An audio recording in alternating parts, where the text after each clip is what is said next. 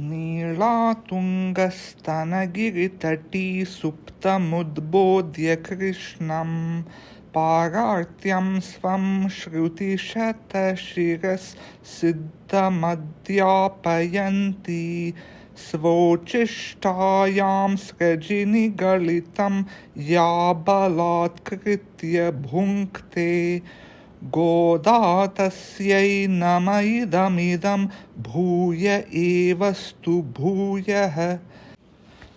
அன்னவயல் புதுவை ஆண்டாளரங்கற்கு பன்னு திருப்பாவை பல்பதியம் இன்னிசையால் பாடிக் கொடுத்தாள் நற்பாமாலை பூமாலை சூடி கொடுத்தாளை சொல்லு. சூடி கொடுத்த சுடகொடியை தொல்பாவை பாடி அருளவல்ல பல்வளையாய் நாடினி வெங்கடவர்க்கென்னை விதியென்ற இம்மாற்றம் நாம் கடவா வண்ணமே நல்கு. மார்கழி திங்கள் மதி நிறைந்த நன்னாளால் நீராடப் போதுவீர் போதுமினோ நேரிழையீர் சீர்மல்குமாய்ப்பாடி செல்வ சிறுமீர்காள் கூர்வேல் கொடுந்தொழிலன் நந்த கோபன் குமரன் ஏகாழ்ந்த கண்ணி யசோதை இளம் சிங்கம் கார்மேனி செங்கன் கதிர்மதியம் போல்முகத்தான் நாராயணனே நமக்கே பகை தருவான் பாரோர் புகழப் படிந்தேலோர் எம்பாவாய். The line Narayanane Namakke Pagai Taruvan contains the Vedanta Saram, the essence of the Upanishads. Narayanane means Sriman Narayana alone can grant moksha, and Namakke means Andal is saying Sriman Narayana will grant moksha to us alone who do Sharanagati to his lotus feet. வையத்து வாழ்வீர்கள் நாமும் நம் பாவைக்கு செய்யும் கிரிசைகள் கேளீரோ பார்க்கடலுள் பைய துயின்ற பரமன் அடிபாடி நெய்யுண்ணோம் பாலுண்ணோம் நாட்களே நீராடி மையித்தெழுதோம் மலரிட்டு நாம் முடியோம் செய்யாதன செய்யோம் தீக்குறளை சென்றோதோம் ஐயமும் பிச்சையும் ஆந்தனையும் கை காட்டி உய்யுமாறெண்ணி உகந்தேலோர் எம்பாவாய். In the line தீக்குறளை சென்றோதோம், Andal is promising that she will not complain about others even if they do bad things to her, just like Sita does not complain about how the Rakshasis tortured her in the Ashokavanam. She does not complain about it either to Rama or to Hanuman. She instead tells them to spare the lives of the Rakshasis. ஓங்கி உலகளந்த உத்தமன் பேர் பாடி நாங்கள் நம் பாவைக்கு சாற்று நீராடினாள் தீங்கென்றி நாடெல்லாம் திங்கள் மும்மாறி பெய்து ஓங்கு பெருஞ்சென்னேல் ஊடு கயலுகள பூங்குவளை போதில் போற்றி வந்து கண் படுப்ப தேங்காதே பூக்கிருந்து சீர்த்த முலை பற்றி வாங்க குடம் நிறைக்கும் வள்ளல் பெரும் பசுக்கள் நீங்காத செல்வம் நிறைந்தேலோர் எம்பாவாய். In this Pasuram, Andal says that if she and the other gopis do their Pavai Nombu, then Thingindri Nadellam, all the lands in which they live will have no problems. and this is an instance of a general principle in Shastra, Dharmo rakshati rakshitaha. He who protects Dharma is protected by Dharma.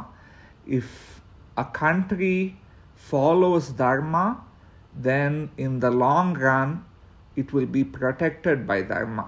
In the short run, a particular country might prosper for a small amount of time, even while being adharmic, but ultimately such things won't last forever. The only long-term route to a country's prosperity is if the people are properly following Dharma. As a poet once said, "But the soul is still oracular amid the market's din. List the ominous stern whisper from the Delphic cave within. They enslave their children's children who make compromise with sin." ஆழிமழை கண்ணா ஒன்று நீ கைகரவேல் ஆழியுள் book முகந்து கோடார்த்தேரி ஊழி முதல்வன் உருவம் போல் மெய் கருத்து பாழியன் தோளுடை பற்பனாபன் கையில் ஆழி போல் மின்னி வலம்புரி போல் நின்றதிர்ந்து தாழாதே சாங்கமுதைத்த சகமழை போல் வாழ உலகினில் பெய்திடாய் நாங்களும் மார்கழி நீராட மகிழ்ந்தேலோரெம்பாவாய். In this Pasuram, which is sung in the beginning of Ponniyin Selvan 2, the word Ari Mare Kanna is often misinterpreted as referring to Krishna, because people can't imagine that Andal would be praying to an Anya Devata, but she's not praying to an Anya Devata.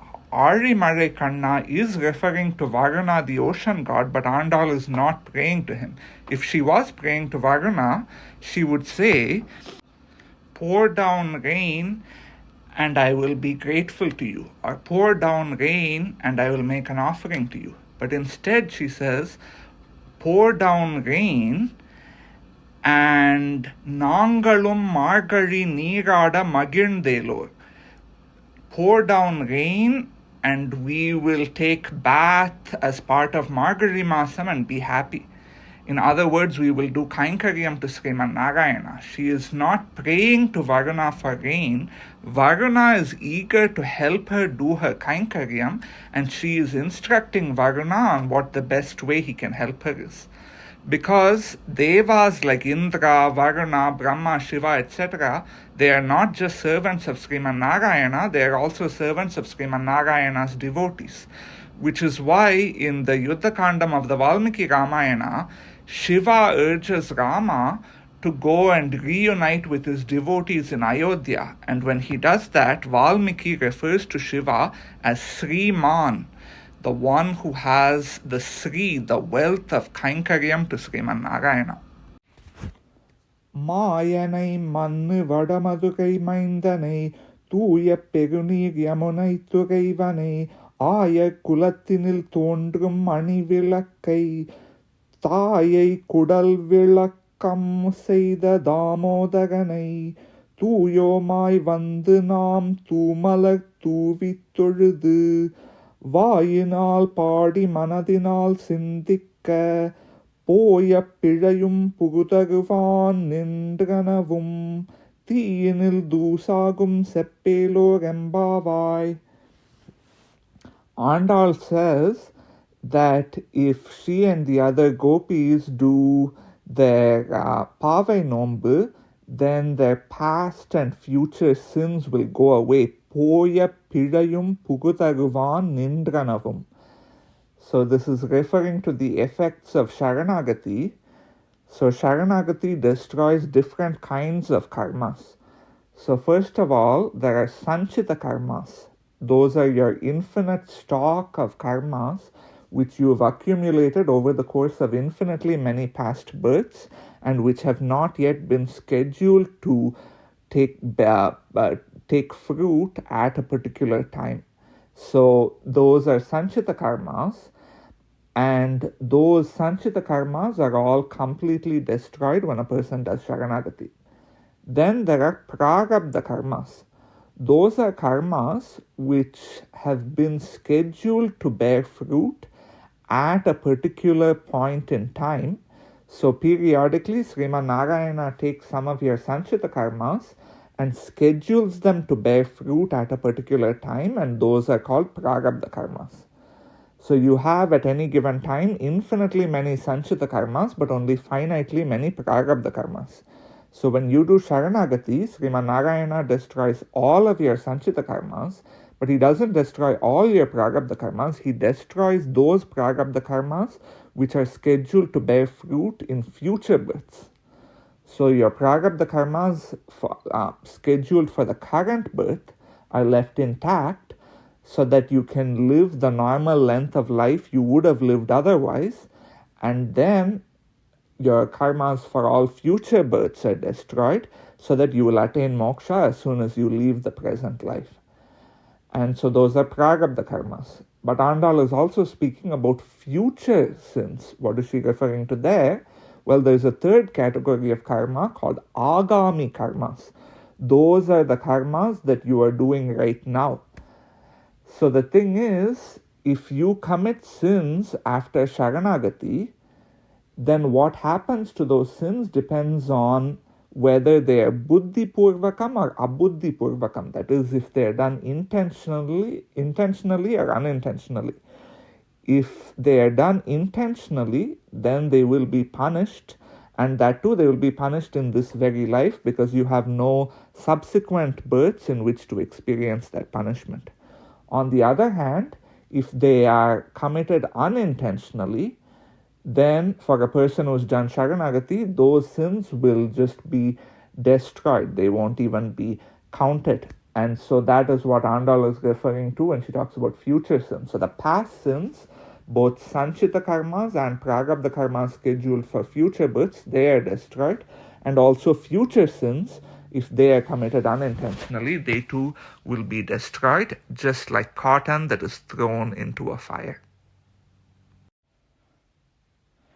புள்ளும் சிலம்பினகான் புல்லகையன் கோயில் வெள்ளை விழி சங்கின் பேரகவம் கேட்டிலையோ பிள்ளாய் எழுந்திராய் பெய்முல்லை நன்றுண்டு கள்ள சக்கதம் கள்ள கழிய காலோசி வெள்ளத்தகவில் துயில் அமர்ந்த வித்தினை உள்ளது கொண்டு முனிவர்களும் யோகிகளும் மெல்ல எழுந்த அரியன்ற பேரகவம் உள்ளும் புகுந்து குளிர்ந்தேலோரெம்பாவாய். In this Pasuram, Andal is convincing a gopi to wake up and get out of her house to participate in Pavai Nombu. And to persuade that gopi, she's talking about the sounds that are going on outside, signifying the morning. And one of those sounds is that the munis and the yogis are making a sound. Ari endra peragavam ullam pugundu kulirndu. So the munis and yogis are doing what everyone should do in the morning. As soon as you wake up, you should say the word Hari 7 times. You should say it like Harir Harihi, Harir Harihi, Harir Harihi, Harihi. And while you are saying the word Hari 7 times, you should think about the incident of Sriman Narayana rescuing Gajendra the elephant from the mouth of a crocodile. This is a way to get rid of bad dreams because Hari, the name Hari, comes from Harati iti Harihi. He who removes our troubles, our worries, is called Hari. And so, Sriman Narayana removed the worries of Gajendra, the fear of Gajendra, and that is why he is called Hari. And so in the same way, you should remember that Sriman Narayana will take away all the problems that you're worried about. And so this is a way to get rid of any bad dreams, because you can be confident that nothing that will happen in a bad dream need come true when you have Sriman Narayana to protect you.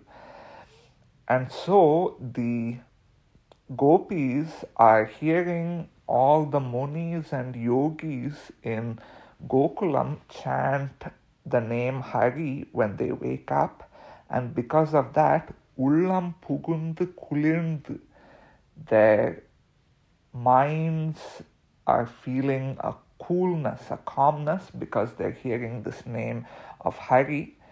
And so this is a lesson to us all that it's good to say Hari as soon as you wake up 7 times.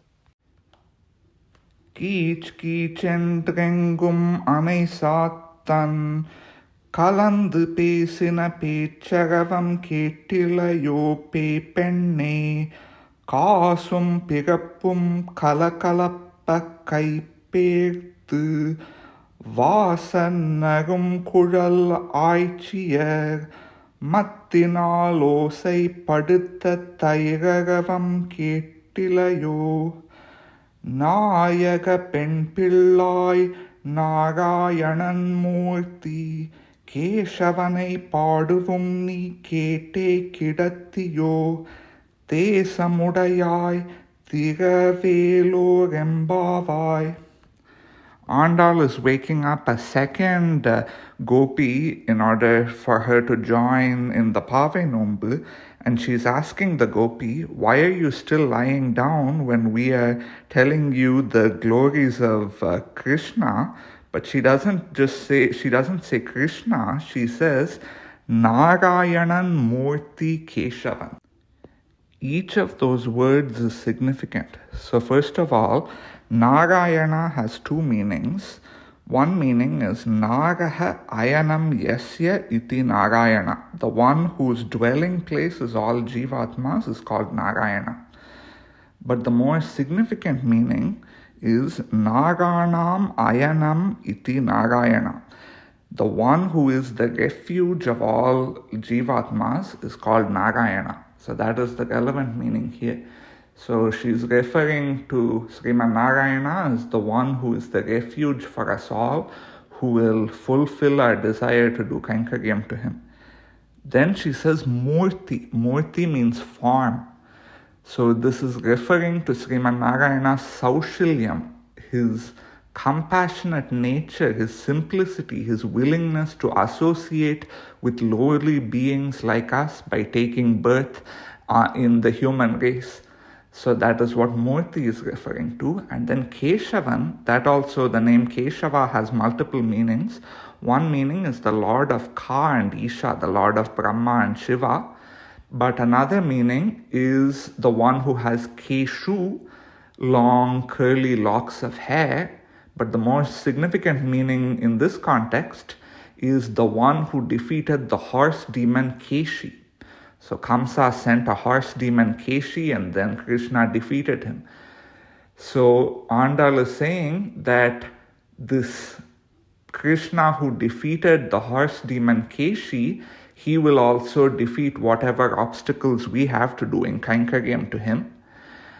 And there is another reason why she chooses the name Keshava, because she wants to scare the gopi inside the house. You know, Krishna is facing dangers from demons like Keshi, and so for that reason at least you should come out. So where the desire to do Bhagavat Kainkariam is insufficient, she is getting that gopi to have the desire to do Bhagavat Mangala Sasnam, the desire to protect Sriman Narayana, because that is an even stronger impulse than just the desire to serve Sriman Narayana. கீழ்வானம் வெள்ளேன்றெருமை சிறுவீடு மெய்வான் பரந்தன காண்மிக்குள்ள பிள்ளைகளும் போவான் போகின்றாரை போகாமல் காத்து உன்னை குவுவான் வந்து நின்றோம் கோதுகலம் உடைய பாவாய் எழுந்திராய் பாடிப்பறை கொண்டு மாவாய் பிளந்தானை மலரை மாட்டிய தேவாதி தேவனை சென்று நாம் சேவித்தால் ஆவாவென்றாராய்ந்தேலோரெம்பாவாய். Andal is waking up a third gopi to join her for the Pave Nombu, and she's discussing the consequences of what will happen if they walk and go to Krishna's house. And she describes Krishna as Devadi Devan, the one who is the god for beings beginning with the Devas. But this doesn't refer to ordinary Devas like Brahma, Shiva, Indra. Their souls just like us. They're trapped in samsara just like us. Deva here refers to the Nitya Suris, the eternally liberated souls like Adiseshan, Garuda, Vishvaksena, etc. So Sriman Narayana is the god for the Nitya Suris and all other beings, including Devas, Yakshas, Gandharvas, humans, etc. And so that shows his paratvam, his supremacy. But despite his paratvam, he also has the utmost compassion. And so Andal says that if we go and worship him, then Avav endrarainda arul, that he will say he will go oh out of pity for us. Because if we take that effort to walk all the way to his house, he'll feel sorry for us, and out of pity he will grant our desire. In the same way that Krishna says in the Bhagavad Gita that there are 4 kinds of people who worship me: those who seek new wealth, those who seek to restore old wealth, those who seek kaivalya, and those who seek moksha. And he says, I consider all 4 of those people to be generous to me. And in the same way that he says in the Varaha Charama Sloka that if I don't grant moksha to someone who has done sharanagati to me, then there can be no one who will be more ungrateful than me. So that is the kind of extreme gratitude Sriman Narayana has if we make even the tiniest gesture. And so if the gopis go and walk to Krishna's house and worship him, Andal is saying that itself will create such pity in him that he will grant our request. தூமணி மாடத்து சுற்றும் விளக்கெரிய தூபம் கமழத்துயில் அணைமேல் கண்வளரும் மாமான் மகளே மணிக்கதவம் தாழ்த்திழவாய் மாமீர் அவளை எழுப்பீரோ உன் மகள் தானுமையோ அன்றி செவிடோ அனந்தலோ ஏமப் பெருந்துயில் மந்திரப்பட்டாளோ மாமாயன் மாதவன் வைகுந்தன் என்றென்று நாமம் பலவும் நவின்றேலோரெம்பாவாய். Andal wakes up a 4th gopi to join her in the Pave Nombu, and she asks the gopi's mother, is your daughter mute, deaf, or sleeping? How come she doesn't come out of the house even when we recite all these names of Sriman Narayana? And she mentions 3 names of Sriman Narayana in particular: Mamayan, Madhavan, and Vaikundan. Each of these names have a significance. So first of all, Mamayan is the Tamil equivalent of the Sanskrit Mahamaya, which means the one with extraordinary ability, because he has the extraordinary ability to attract all the 500,000 gopis who live in Gokulam. Second of all, he is called Madhavan, the husband of Lakshmi. That shows his compassion, because Lakshmi is the very embodiment of compassion. So because he is her husband, her compassion rubs off on him, which is why whenever Rama was together with Sita, he never killed anyone. It was only when Rama was separated from Sita that he killed so many Rakshasas. Then she refers to him as Vaikundan, the one who has Vaikunta, Paramapadam, as his abode. That refers to the Paravasudevan form in Paramapadam. That is the form that everyone attains when they attain moksha. He is the object of attainment in moksha. So Madhavan shows his utmost compassion, whereas Vaikundan shows his paratvam, his supremacy, the fact that he is the supreme lord of all the worlds.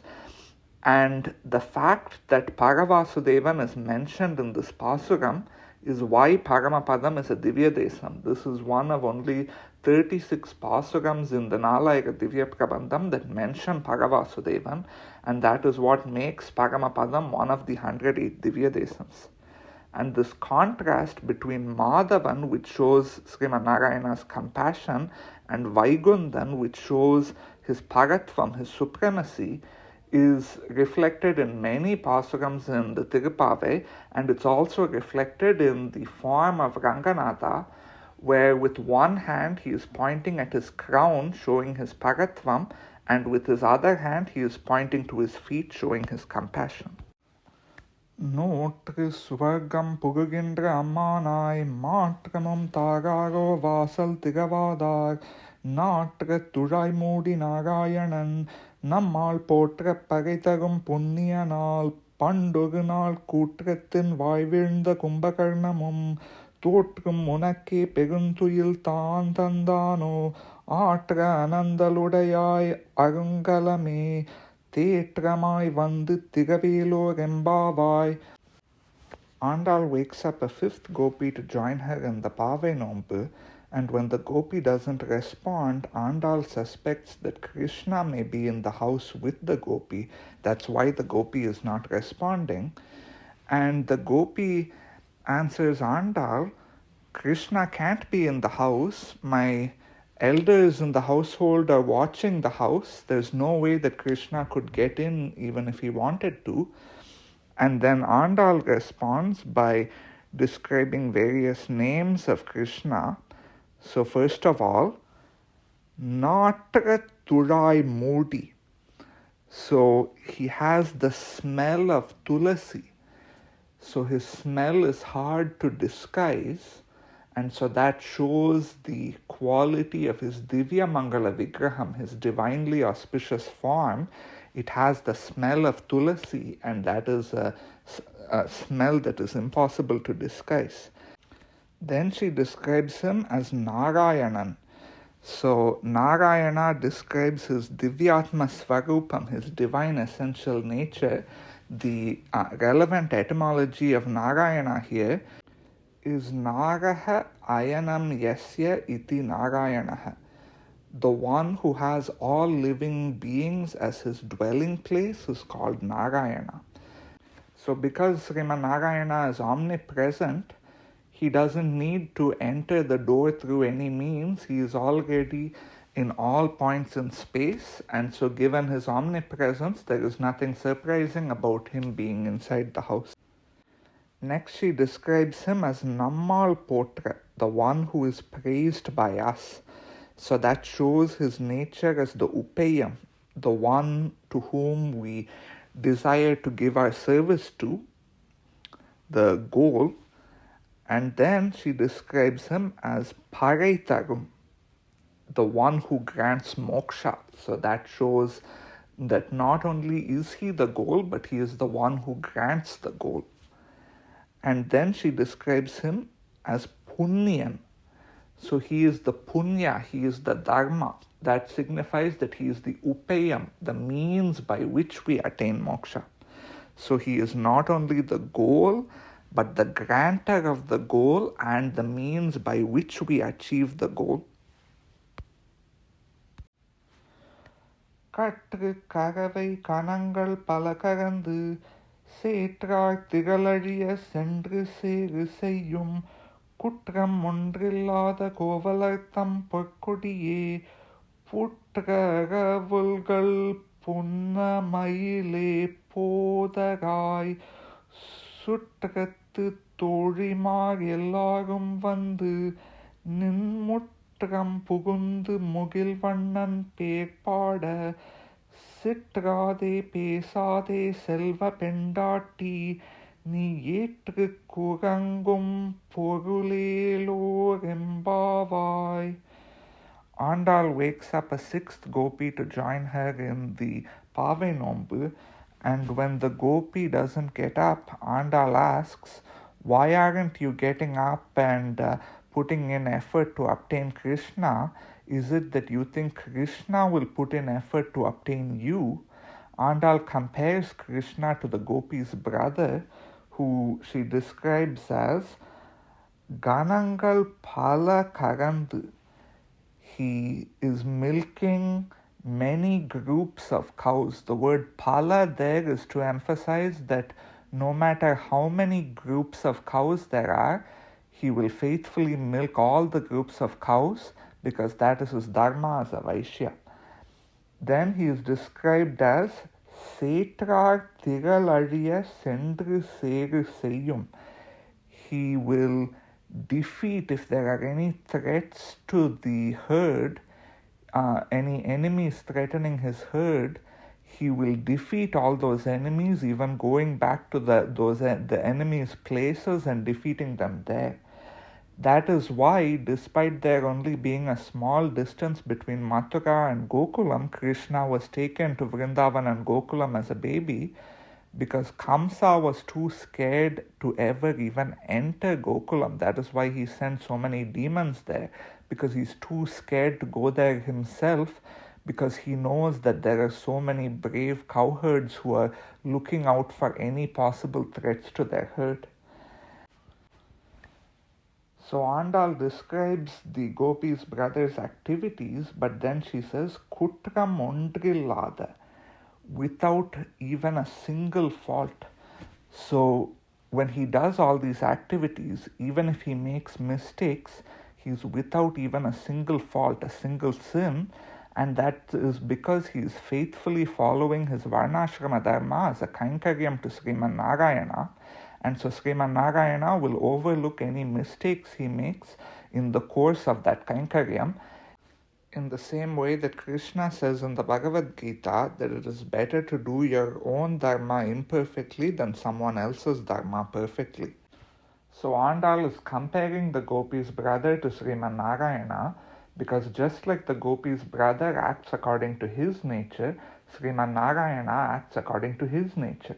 Sriman Narayana is the protector, and so he protects everyone who has done Sharanagati by granting them moksha, without them having to undertake any effort at all, just like a cat will carry its baby kittens in its mouth without the kittens having to take any effort at all. That is why the gopi is not leaving her house, because she is confident that Krishna will come to her and she doesn't need to take any effort to go to him. Kannai tilam kaatreruமை கன்று கிறங்கி நினைத்து முளை வழியே நின்று பால் சோர நனைத்திலம் சேராக்கும் நற்செல்வன் தங்காய் பனித்தலை விழனின் வாச கடல் பற்றி சினத்தினால் தென்னிலங்கை கோமானை செற்ற மனத்து கிணியானை பாடுவும் நீ வாய்த்திரவாய் இனி தான் எழுந்திராய் இதேன பேருரக்கம் அனைத்திலத்தாரும் அறிந்தேலோரெம்பாவாய். Andal wakes up a seventh gopi to join her in the Pave Nombu. She praises the gopi as Narchelvan Tangai, the sister of the one who has good wealth. This is not about material wealth. This is about the wealth of Kainkaryam to Sriman Narayana. The gopi's brother is a cowherd and a very dear friend of Krishna, who has neglected milking his cows because he has been following behind Krishna, providing a shoulder for Krishna to lean on, and yet he is still being praised because there are various levels of dharma. There is Samanya Dharma, which means ordinary duty, and there is Visesha Dharma, which means extraordinary duty. When Samanya Dharma and Visesha Dharma conflict, one should follow Visesha Dharma. So in this case, the cowherd's Samanya Dharma is to milk his cows, but his Visesha Dharma is Bhagavat Seshatvam, being a servant to Sriman Narayana. So he prioritizes following behind Krishna and providing a shoulder for Krishna to lean on over his Samanya Dharma of milking the cows. Whereas Dasharatha committed a sin by exiling Rama to the forest because he put his Samanya Dharma of following his word to Kaikeyi over his Visesha Dharma of serving Rama. Similarly, Karna committed a sin by serving in the Kaurava side of the Mahabharata war because he prioritized his Samanya Dharma of loyalty to Duryodhana over his Visesha Dharma of being on the same side as Krishna. The cowherd here does not commit the mistakes of Dasaratha and Karna. Now, there are even more levels to Dharma. So, there's Samanya Dharma, then there is Visesha Dharma, which is Bhagavat Seshatvam, being a servant to Sriman Narayana. But then there is Visesha Tara Dharma, more extraordinary duty, which is Bhagavat Paratantriyam, being dependent on Sriman Narayana. And then there is Visesha Tama Dharma, most extraordinary duty, which is Bhagavata Paratantriyam, which means being dependent on Sriman Narayana's devotees. And these four levels of Dharma are all illustrated by the four sons of Dasaratha. So Rama followed Samanya Dharma, like following his father's orders and ruling the kingdom justly. Lakshmana followed the Visesha Dharma of Bhagavat Seshatvam, being a servant to Sriman Narayana. That's why he followed Rama to the forest and faithfully served Rama and Sita there. Then Bharata demonstrated the Visesha Tara Dharma, which is Bhagavat Paratantriyam, dependence on Sriman Narayana. That is why Bharata dutifully followed Rama's orders and stayed ruling Ayodhya rather than serving Rama in the forest. And then Shatrughna demonstrated the Visesha Tama Dharma of Bhagavata Paratantriyam. That is why he served Rama's devotee Bharata rather than serving Rama himself in the forest. And the greatness of this Visesha Tama Dharma of Bhagavata Paratantriyam is demonstrated later on in the Pasuram when Sriman Narayana is described as Sinattinal ten Ilangai Komane Setra. He killed the wealthy lord of southern Lanka out of anger. Rama was not angered on the battlefield when Ravana attacked him. He was only angered when Ravana attacked his devotee Hanuman, because Sriman Narayana loves his devotees more than he loves himself. That is why Bhagavata Paratantriyam, dependence on Bhagavatas, is the most extraordinary dharma. Pullin Vaikindane Polla Agakkane Killi Kalaindane Kirtimai Padipoi பிள்ளைகள் எல்லாரும் பாவை களம் புக்கார் வெள்ளி எழுந்து வியாழம் முழங்கிற்று புள்ளும் சிலம்பினகான் போதாகி கண்ணினாய் குள்ள குளிர குடைந்து நீராடாதே பள்ளி கிடத்தியோ பாவாய் நீ நன்னாளால் கள்ளம் தவிழ்ந்து கலந்தேலோ ரெம்பாவாய். Andal wakes up an eighth gopi to join her in the Pavai Nonbu. She tells the gopi that the other gopis have gone to the place of bathing already and that they're singing praises about Sriman Narayana, and she asks the gopi, why aren't you joining them? And in describing the activities of the other gopis, she says, Polla Arakkanai Killi Kalaindanai Kirtimai Padipoi. They have gone singing the glories of the one who killed the bad Rakshasa. She describes Ravana as the bad Rakshasa, the Polla Arakan, to distinguish him from the good Rakshasa Vibhishna. And she uses the word Kirti or glories to refer to Rama's valor, his virya, because that was the cause of Ravana's defeat.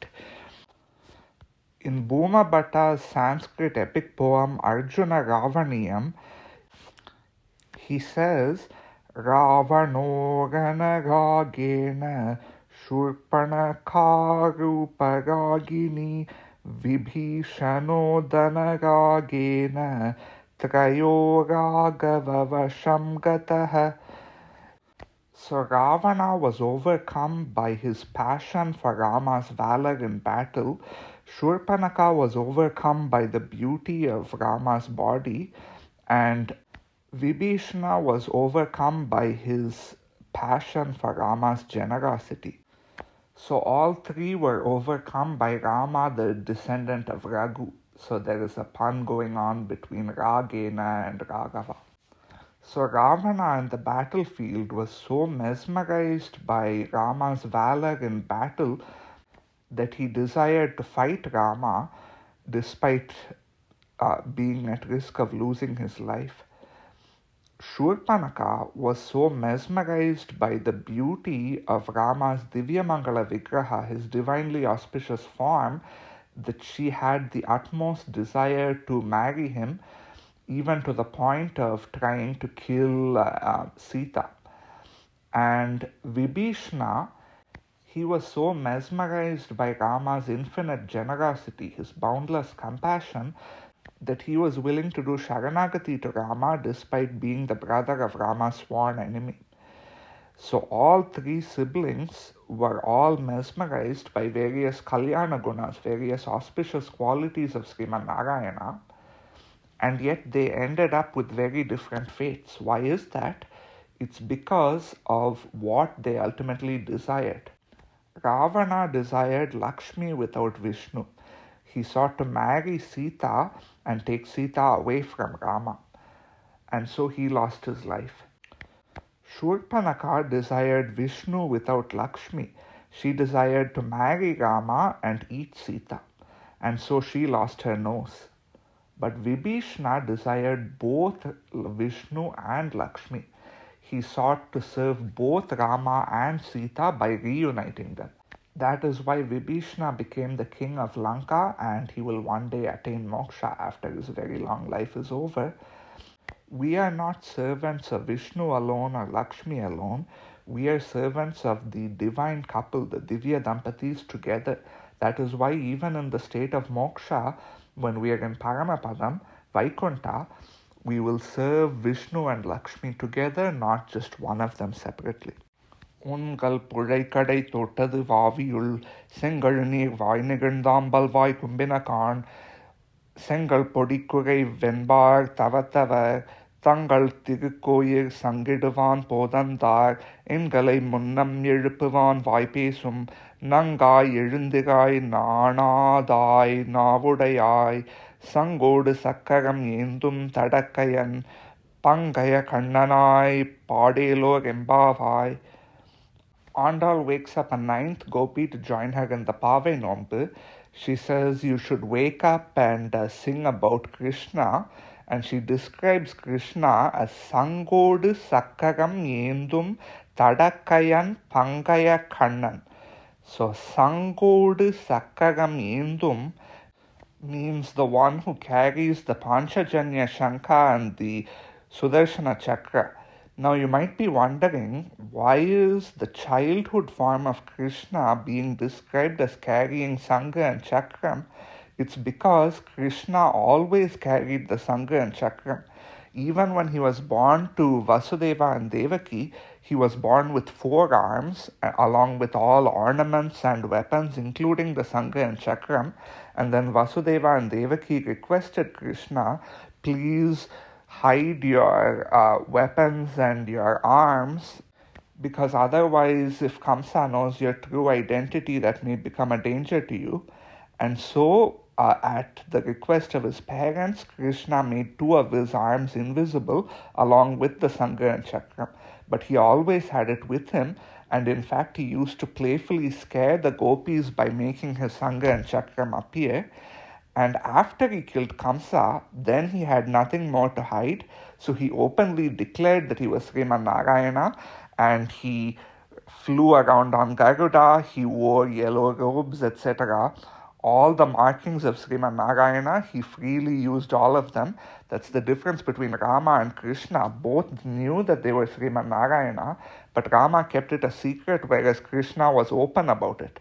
And so in particular, once he had killed Kamsa, he was freely showing his two upper arms along with the Sangha and Chakram, which is why in the Bhagavad Gita, when Arjuna sees the Vishwarupam and he's so scared by it, he asks Krishna, please show me the regular four-armed form that I'm accustomed to seeing. So modern depictions of the adult Krishna as two-armed are inaccurate. So then Andal describes Krishna as Tadakayan, the one with big arms. So Rama and Krishna are both described as Ajana Bahu. They have arms that stretch all the way to their knees. So that is a Samudrika Lakshanam. It's a sign of beauty, of handsomeness, and it's a characteristic of Sriman Narayana's Divya Mangala Vigraham, his divinely auspicious form. And then Andal describes Krishna as Pangaya Kannan. So the one who has eyes like lotus flowers. So this is actually one of the things that prove that Sriman Narayana is the Supreme Brahman, because the Chandogya Upanishad describes the Supreme Lord as the one who has eyes like a freshly blossomed lotus flower, Upanyasam Pundarikam. And so this is a description that matches Sriman Narayana alone, proving that he is supreme. And these words, this Chandogya Upanishad Vakyam, is what was famously misinterpreted by Adi Shankaracharya and Yadava Prakasha. They interpreted the word Upanyasam to mean monkey's butt when it really means freshly blossomed by the sun. A lotus flower which is freshly blossomed by the sun is called Upanyasam Pundarikam. So Ramanuja, when he was a Shishya of Yadava Prakasha, he corrected Yadava Prakasha's misinterpretation of the Chandogya Upanishad in the Andal Sannadhi in Thiruppavai, and that started a big rift between Yadava Prakasha and Ramanuja, which ultimately ended well. Ramanuja became the head of the Sri Vaishnava Sampradayam, and Yadava Prakasha became Ramanuja's Shishya, and he got the Sri Vaishnava name Govindajiya.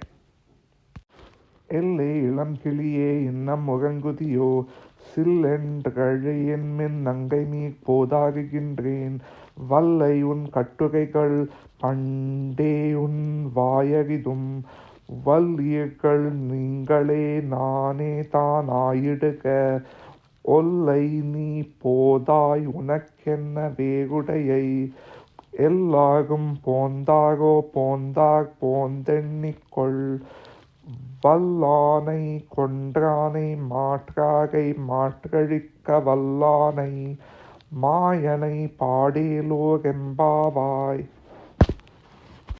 Andal wakes up a 10th and final gopi to join her in the Pave Nombu. Andal speaks harsh words to the gopi to get her to come out of the house. But the gopi says, Nane dan ayiduga, let me be the one at fault. The gopi apologizes despite not being the one at fault. This is a very important Sri Vaishnava principle. Pillai Lokacharya once said, Kutram செய்தவர்கள் பக்கல் பொறையும் கிருப்பையும் சிரிப்பும் உகப்பும் உபகார ஸ்மிருதியும் நடக்க வேணும். So, towards those who did the mistake of finding fault with us, we should have 5 reactions. So first we should have porai, that is patience. We should understand that it is not them who was at fault for insulting us. It is merely Sriman Narayana acting through them to punish us for our past sins. So we should not harbor any anger at the person insulting us. Second of all, we should have kripe, mercy, because by insulting us, the other person may have incurred sin, and so we should feel sorry for them that they may be punished for their sin, and we should show mercy on them and make sure they're not punished for their sins. Third of all, we should have sirip, laughter, because we should realize whatever insults are being thrown at us are just about our body, not about our soul, and the soul is who we really are. So since the insult isn't aimed at us anyway, we shouldn't feel any sorrow, we should just laugh it off. Fourth, we should have ugap, happiness. By being insulted, by experiencing the insult, that is a punishment for some bad karmas.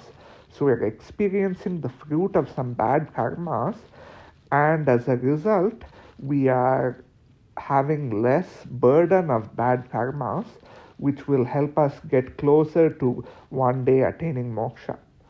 And then finally, we should have upakara smriti. We should have gratitude towards the person insulting us, because we should be grateful that they are reminding us that we have faults. Maybe not the faults that they pointed out, but all of us have some faults or the others. So when they insult us, we can at least be grateful. Thank you for reminding me that I have some faults or the others. So those are the 5 emotions that we should have if we are insulted, even if we are falsely insulted. After saying this, the gopi still doesn't leave her house because she is too busy enjoying Krishna in her own mind. So Andal says, Unakkenna vegudayai. What separate pleasures are you having? This is another important Sri Vaishnava principle. It's well known that those who have done Sharanagati should not enjoy Anya Devatas, they should only enjoy Sriman Narayana alone because of Bhagavad Seshatvam. We are servants to Sriman Narayana. But more importantly, we also have Bhagavata Seshatvam. We are also servants to Sriman Narayana's devotees. So we shouldn't just enjoy Sriman Narayana by ourselves. We should enjoy Sriman Narayana together with other Bhagavatas. In the 11th century, when the evil Shaivite king Kulotunga Cholan, who is depicted in the first scene of the movie Dasavataram, was persecuting the Sri Vaishnava community, he forbade all associates of Ramanuja from entering the Srirangam temple. But then once, when Ramanuja's Shishya Kuratarwan came to Srirangam, the guards were willing to let him in because they said, you are such a great devotee of Ranganatha that we'll make an exception for you and let you enter the temple. But Kuratarwan refused, saying, my association with Ramanuja is even more important than my association with Sriman Narayana. So he refused to enter the temple. So one should enjoy Sriman Narayana together with Bhagavatas. This is the middle Pasuram of the Thiruppavai and the most important Pasuram in the Thiruppavai because it describes the nature of how a Sri Vaishnava should behave. நாயகனாய் நின்ற நந்தகோபனுடைய கோயில் காப்பானே, கொடி தோன்றும் தோரண வாயில் காப்பானே, மணி கதவம் தாழ்த்திரவாய், ஆயர் சிறுமியரோமுக்கு அரைப்பறை மாயன் மணிவண்ணன் நென்னாளே வாய் நேர்ந்தான், தூயோமாய் வந்தோம் துயில் எழுப்பாடுவான், வாயால் முன்னம் மாற்றாதே அம்மா, நீ நெய்ய நிலை கதவம் நிக்கேலோர் எம்பாவாய். Andal, along with all the gopis of Gokulam, go to Nandagopa's house to see Krishna, but there are 2 guards standing outside, one guard watching the house and the other guard watching the door. These guards are avatarams of Nityasuris, eternal associates of Sriman Narayana, and Andal asks them, Mani Kadavam Taltiravai, open the bolt on the jewel door. She doesn't just walk directly and see Krishna. She asks the permission of the guard standing outside, please let me in to see Krishna. In the same way that one doesn't just go and directly do Sharanagati to Sriman Narayana, one goes through the Guru Parampara under Sharanagati. And she describes the guards as Amma, meaning Lord, because we are not just servants of Sriman Narayana, we are also servants of Sriman Narayana's devotees, including the Nityasuris. Andal also describes them as Koyil Kapan and Vayil Kapan, the protector of the temple and the protector of the entrance. She describes Nandagopa's house as a temple because any place where Krishna resides is a temple. And she describes the two guards as Kapan, protector, because that refers to their Bhagavad Mangala Sasanam, their desire to bless Sriman Narayana. When you're just in the beginning stages of bhakti, you realize you're Sriman Narayana's servant and he is your master, and so you do Sharanagati to him. You desire for him to be your protector.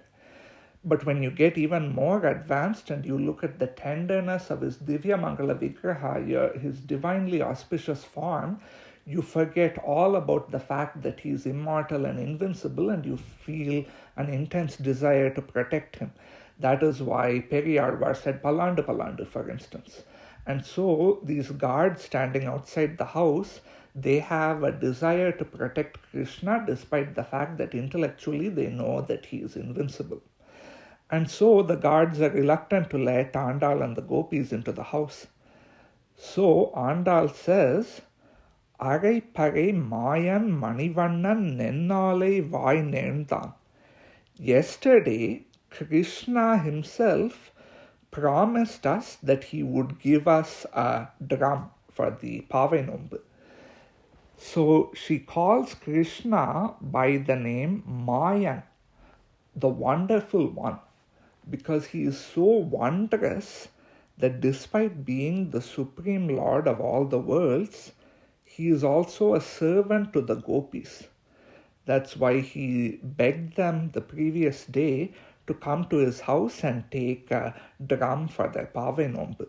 This is similar to how in the Bhagavad Gita, Krishna says that the jnani, the devotee who realizes his own nature and seeks moksha, is my soul. Usually we say that Sriman Narayana is like our soul. We are like the body and he is like the soul, because just like the human body is supported, controlled, and exists solely for the sake of the soul, in the same way, we are supported, controlled, and exist solely for the sake of Sriman Narayana. But Sriman Narayana says that his devotee is like his soul, in the sense that he feels that he is supported, controlled, and exists solely for the sake of his devotees. So in the same way, even though we consider ourselves to be servants of Sriman Narayana considers himself to be servants of his devotees. And so Krishna considers himself to be the servant of the gopis. And so, to sum up, the gopis are servants of the Nityasuris. The Nityasuris are servants of Sriman Narayana, and Sriman Narayana is the servant of the gopis. So it's like the game rock, paper, scissors, where rock beats scissors, scissors beats paper, and paper beats rock. Ambagame tannire soge agam seyyum, Empeguman nanda gopala எழுந்திராய் கொம்பனார்க்கெல்லாம் குழந்தே குலவிளக்கே எம்பெருமாட்டி யசோதாய் அறிவுராய் அம்பரம் ஊதரத்தோங்கி உலகளந்த உம்பர்கோமானே உறங்காதெழுந்திராய் செம்போர் கடலடி செல்வா பலதேவா உம்பியும் நீயும் உறங்கேலோரெம்பாவாய். Andal enters the house of Nandagopa and wakes up Nandagopa, Yashoda, and Balarama before trying to wake up Krishna. She refers to Krishna as Ambaram Udaru Tungi Ulagalanda Umbar Koman. So Ambaram Udarutu means piercing the sky. So when he took Vamana Avataram, he grew so big that he pierced the Akasha, the sky that surrounds the Brahmanda, the physical universe. Andal brings this up because the reason he took Vamana Avataram and grew so big is for the benefit of the Devas. The Devas had lost control of Swarga, heaven, along with the rest of the three worlds, because the demon Mahabali had done 100 Ashwamedha Yagams. And so the Devas begged Sriman Narayana, please restore control of the three worlds to us. And Sriman Narayana granted their prayer and was born as Vamana Despite the fact that their motive was purely self-interested, they wanted their kingdom back. Then she describes him as Ongi Ulagalanda. During Vamana Avataram, he stretched his foot to measure the world. Andal uses the word Ulagam or world to signify that Sriman Narayana stepped on the whole world, thus giving everyone in the entire world the benefit of his Tiruvadi Sambandham, the touch of his holy foot, regardless of whether they had the interest or knowledge to desire his feet. Humans have three types of ignorance. Shariratma Brahmam, or thinking that you are the body when really you are the soul. Swatantratma Brahmam, thinking that you are independent by nature when really you are dependent on Sriman Narayana. And Anyaseshatva Brahmam, thinking that you are a servant of Shiva or some other Anya Devata, when in reality you are a servant of Sriman Narayana. So people with all those different kinds of ignorance, regardless of how ignorant they were, Sriman Narayana gave all of them his Tiruvadi Sambandham, the association with his holy feet. Then Andal describes him as Umbar Koman, the lord of the Nityasuris, meaning that he is the one who is served in Paramapadam, Vaikunta, by infinitely many Nityasuris, starting with Adiseshan, Garuda, Vishvaksena, etc. And yet, despite that, he chose out of boundless compassion to come down to earth and incarnate as Vamana, even for the sake of those self-interested devas and those ignorant humans. Andal says all this before trying to wake up Krishna in order to make the point, when you are so willing to show your compassion to those devas and those humans, why don't you show your compassion on us by waking up and granting our request, since we have no ignorance or self-interested motive? Andal has the clear understanding of her nature as a servant of Sriman Narayana, and her only goal is what is stated earlier in the Thiruppavai, Unakke nam aachaivom, to serve you alone. Kainkaryam, service to Sriman Narayana, is the goal to be attained both in this life and in moksha. Undu mada kalitran nodada tolvaliyan Nanda Gopalan Magamagale Nappin Nai Kandam Kamarum Kudali Kadaitiravai Vandengum Kodi Adaitanakan Madhavi Pandal Mel Palkal Kuilinangal Kuvinakan Pandar Virali Unmaitunan Perpada Sentamaga Kayal Sigar Valai Olippa Vanditiravai Magindelo Rembavai. Andal, along with the other gopis, wakes up Krishna's wife Nappinne. Sriman Narayana has three wives: Sri Devi, also known as Lakshmi, the goddess of wealth; Bhudevi, also known as Bhuma Devi, the goddess of the earth; and Neela Devi. In Krishna Avataram, Sri Devi was born as Rukmini, Bhudevi was born as Satyabhama, and Neela Devi was born as the daughter of Yashoda's brother Kumbhaka, and she was known as Neela in Sanskrit or Nappinai in Tamil. Yashoda's brother Kumbhaka was a cowherd in the city of Mithila in modern-day Nepal, the same city that Sita was earlier born in, and he was being troubled by 7 demonic bulls. So Krishna came there and defeated all 7 bulls, and then Kumbhaka was so grateful to Krishna that he gave Krishna his daughter's hand in marriage. So Krishna married Nappinai and then took her back to Gokulam. And now Andal and the gopis are asking Nappinai to mediate between them and Krishna. She describes Nappinai as Nanda Gopalan Marumagal, the daughter-in-law of Nanda Gopa, rather than the daughter of Kumbhaka, because Nappinai likes to be reminded of the fact that she is Krishna's wife.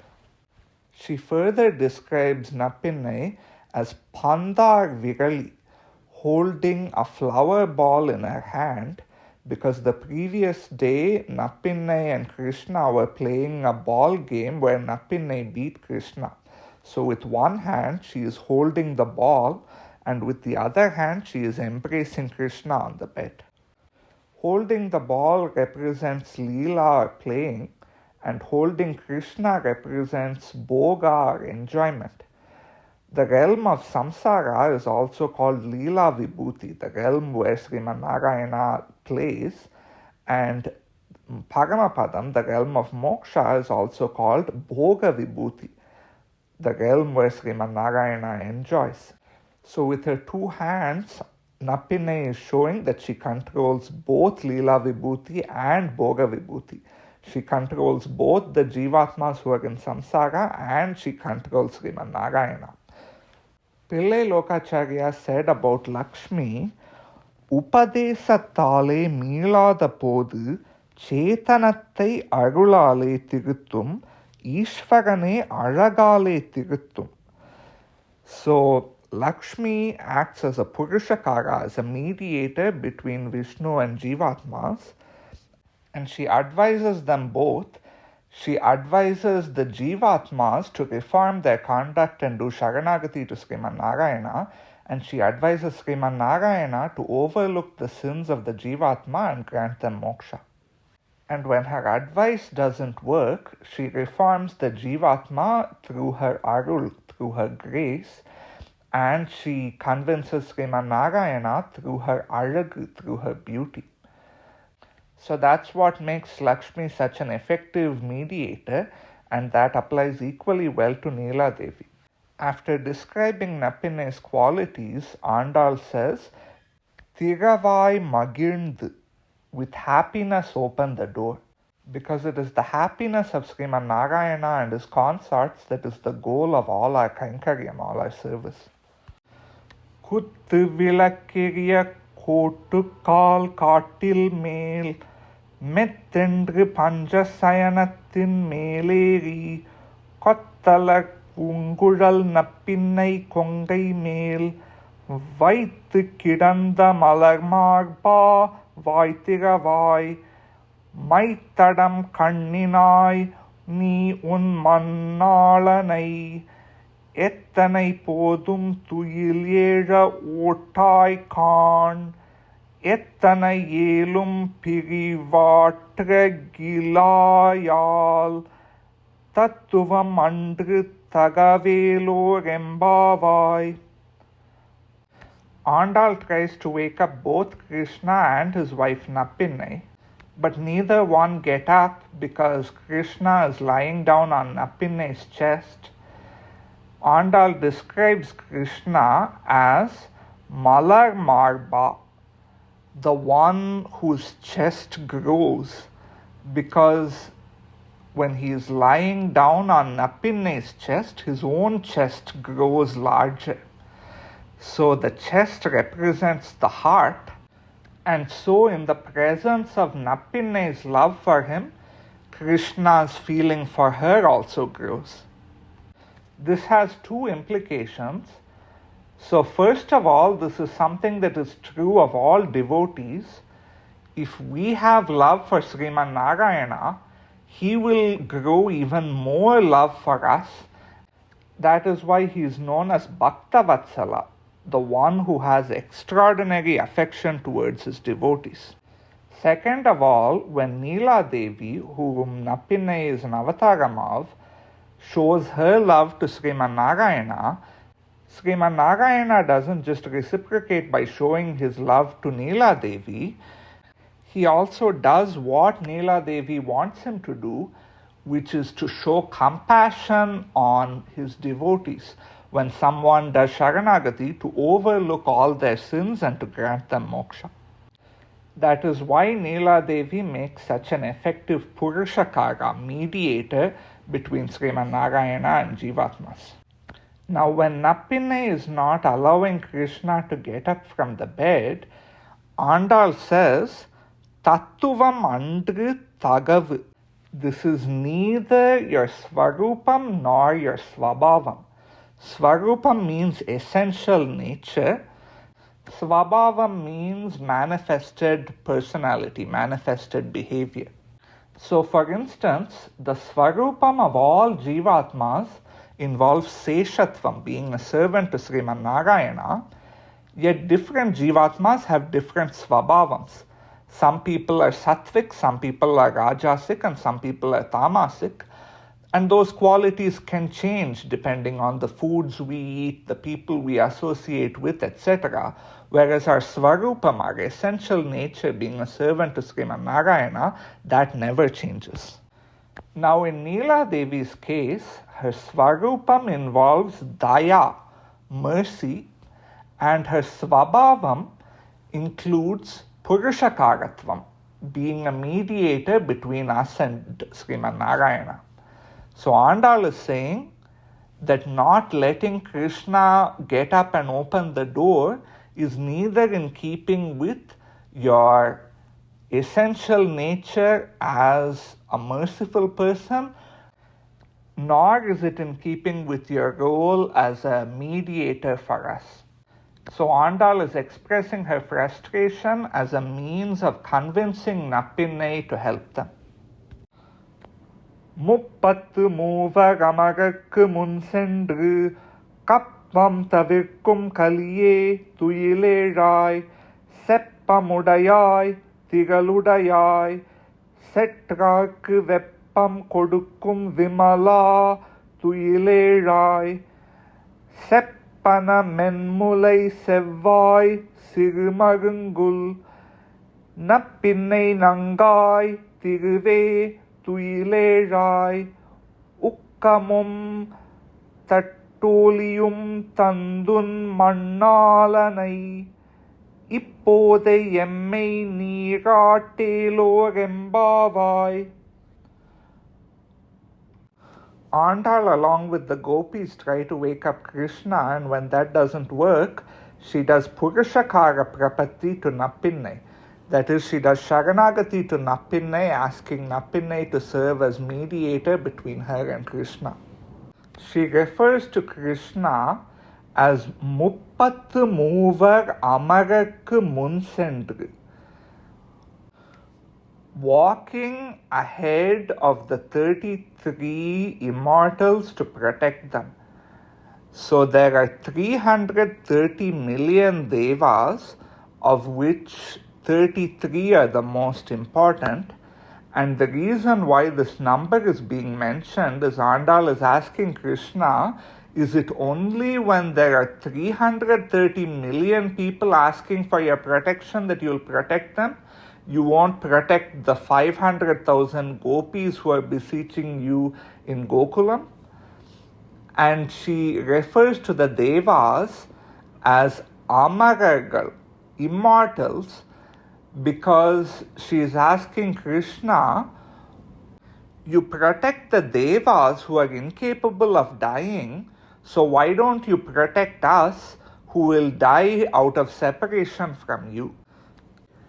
Krishna doesn't wake up, so Andal does Sharanagati to Nappinai to mediate between her and Krishna.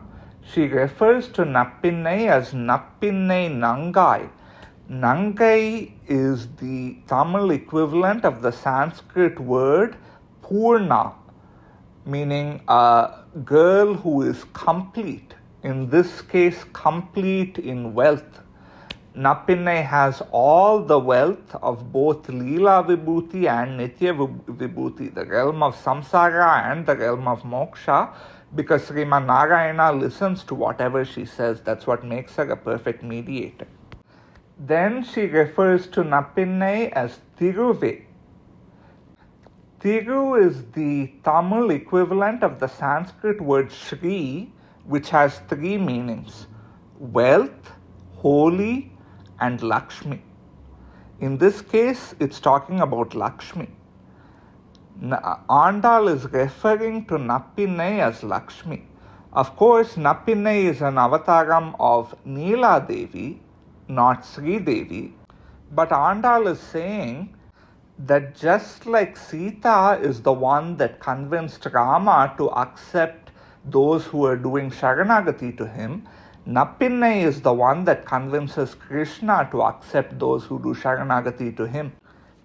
In Rama Avataram, Sri Devi, that is Mahalakshmi, is the principal consort because she is the one that was born as Sita.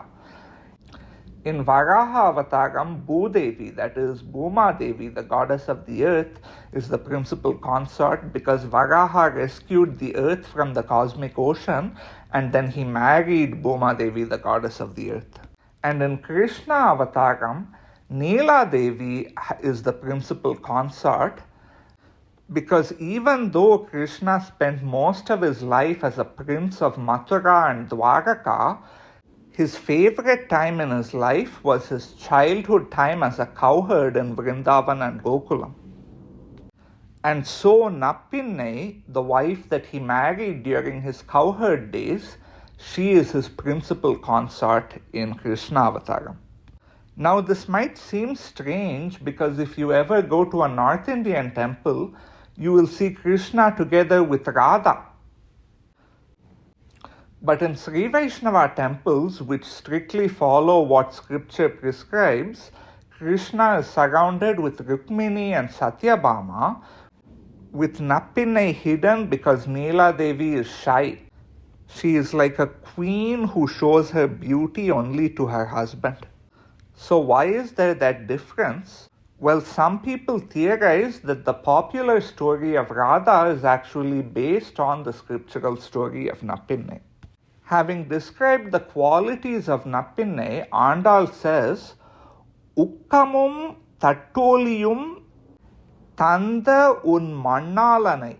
Give us a fan and a mirror and your husband.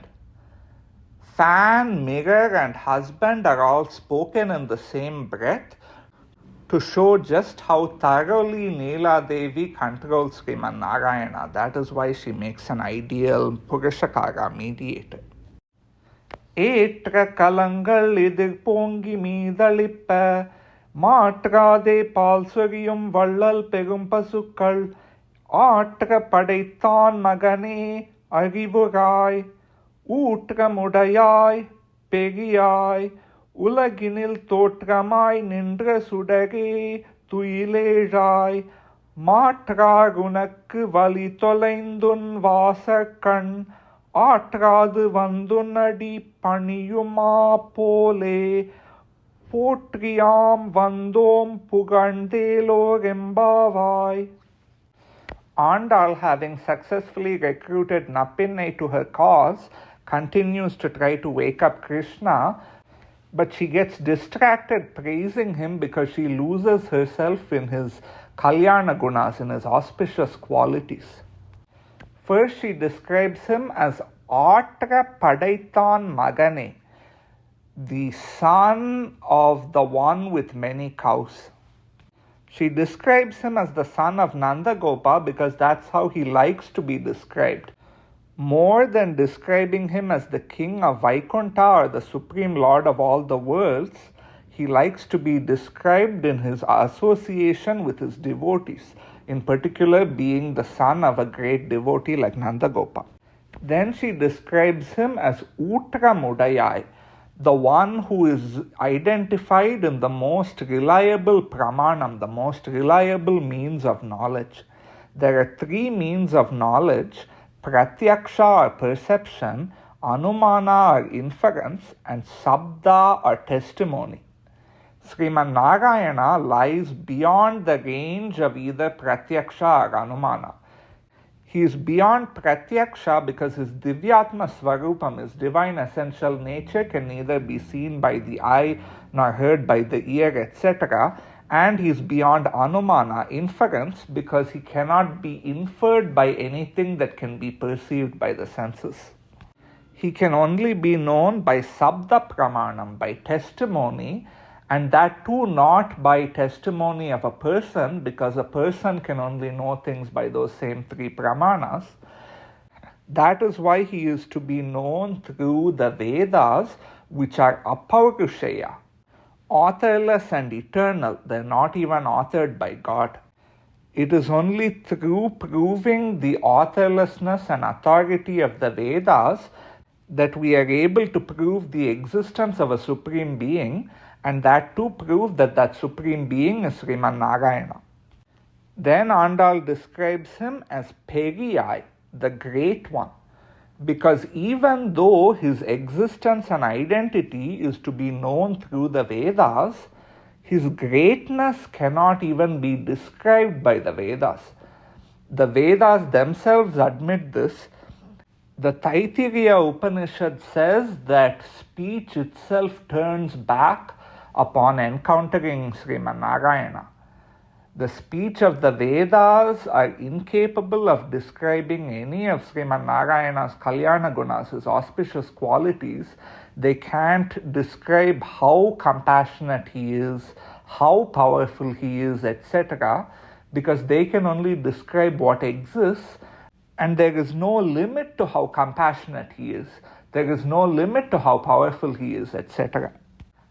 And there is also no limit to how many Kalyana Gunas, how many auspicious qualities Sriman Narayana has. That is why Vyasa did Prayaschittam, repentance after composing the Vishnu Sahasranamam, for only describing Sriman Narayana with 1,000 names when he has infinitely many auspicious qualities. Finally, Andal describes him as Ulaginil Totramai Nindra Sudare, the light who appeared and stood in the world.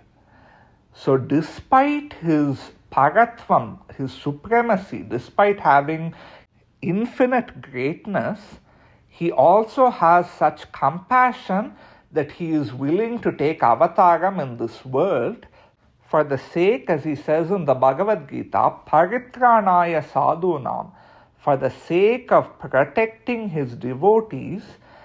And it's not about protecting his devotees from physical danger, it's about protecting his great devotees who cannot bear to be without his Divya Mangala Vigraham, his divinely auspicious form, even for a moment. So for their sake, he takes avataram in this world. Anganmanyalattarasar Abhimana Bangamai Vandu Nin Palikattirkire Sangam Irupar-pol Vandu Talaipedom Kingirni Vai Seida Tamarai Poo Pole Sengan Siru Sirude Emmil Viriyavo Tingalum Adityanum எழுந்தாற்போல் Angan Irandum Kondengal Mel Nokudiyel Engal Mel Sabam Irundelor Embavai. Andal, along with the other gopis and Nappinne, see Krishna open his eyes, and she asks him to show his glance on them to bless them. Andal compares herself and the other gopis to certain kings. She describes those kings as Anganma Nyalathu Arasar, kings of the big, beautiful world. She describes the kings in this way to say that it is natural for them, given that they rule the whole world, to think that they have svatantriyam, independence. But then she describes them as abhimana bhangamai vandu. They come to you after destroying their pride. An example of such a king is Paundraka. He was a king in Bangladesh at the time of Krishna, and his last name was Vasudeva, just like Krishna, because his father also happened to be named Vasudeva. And certain nefarious people like the king of Kashi managed to convince him that because his last name was Vasudeva, that he was the real Vishnu and that Krishna was an impostor. So he declared war on Krishna, and he sent a letter to Krishna demanding that Krishna return to him the Sangha and Chakram and all his weapons.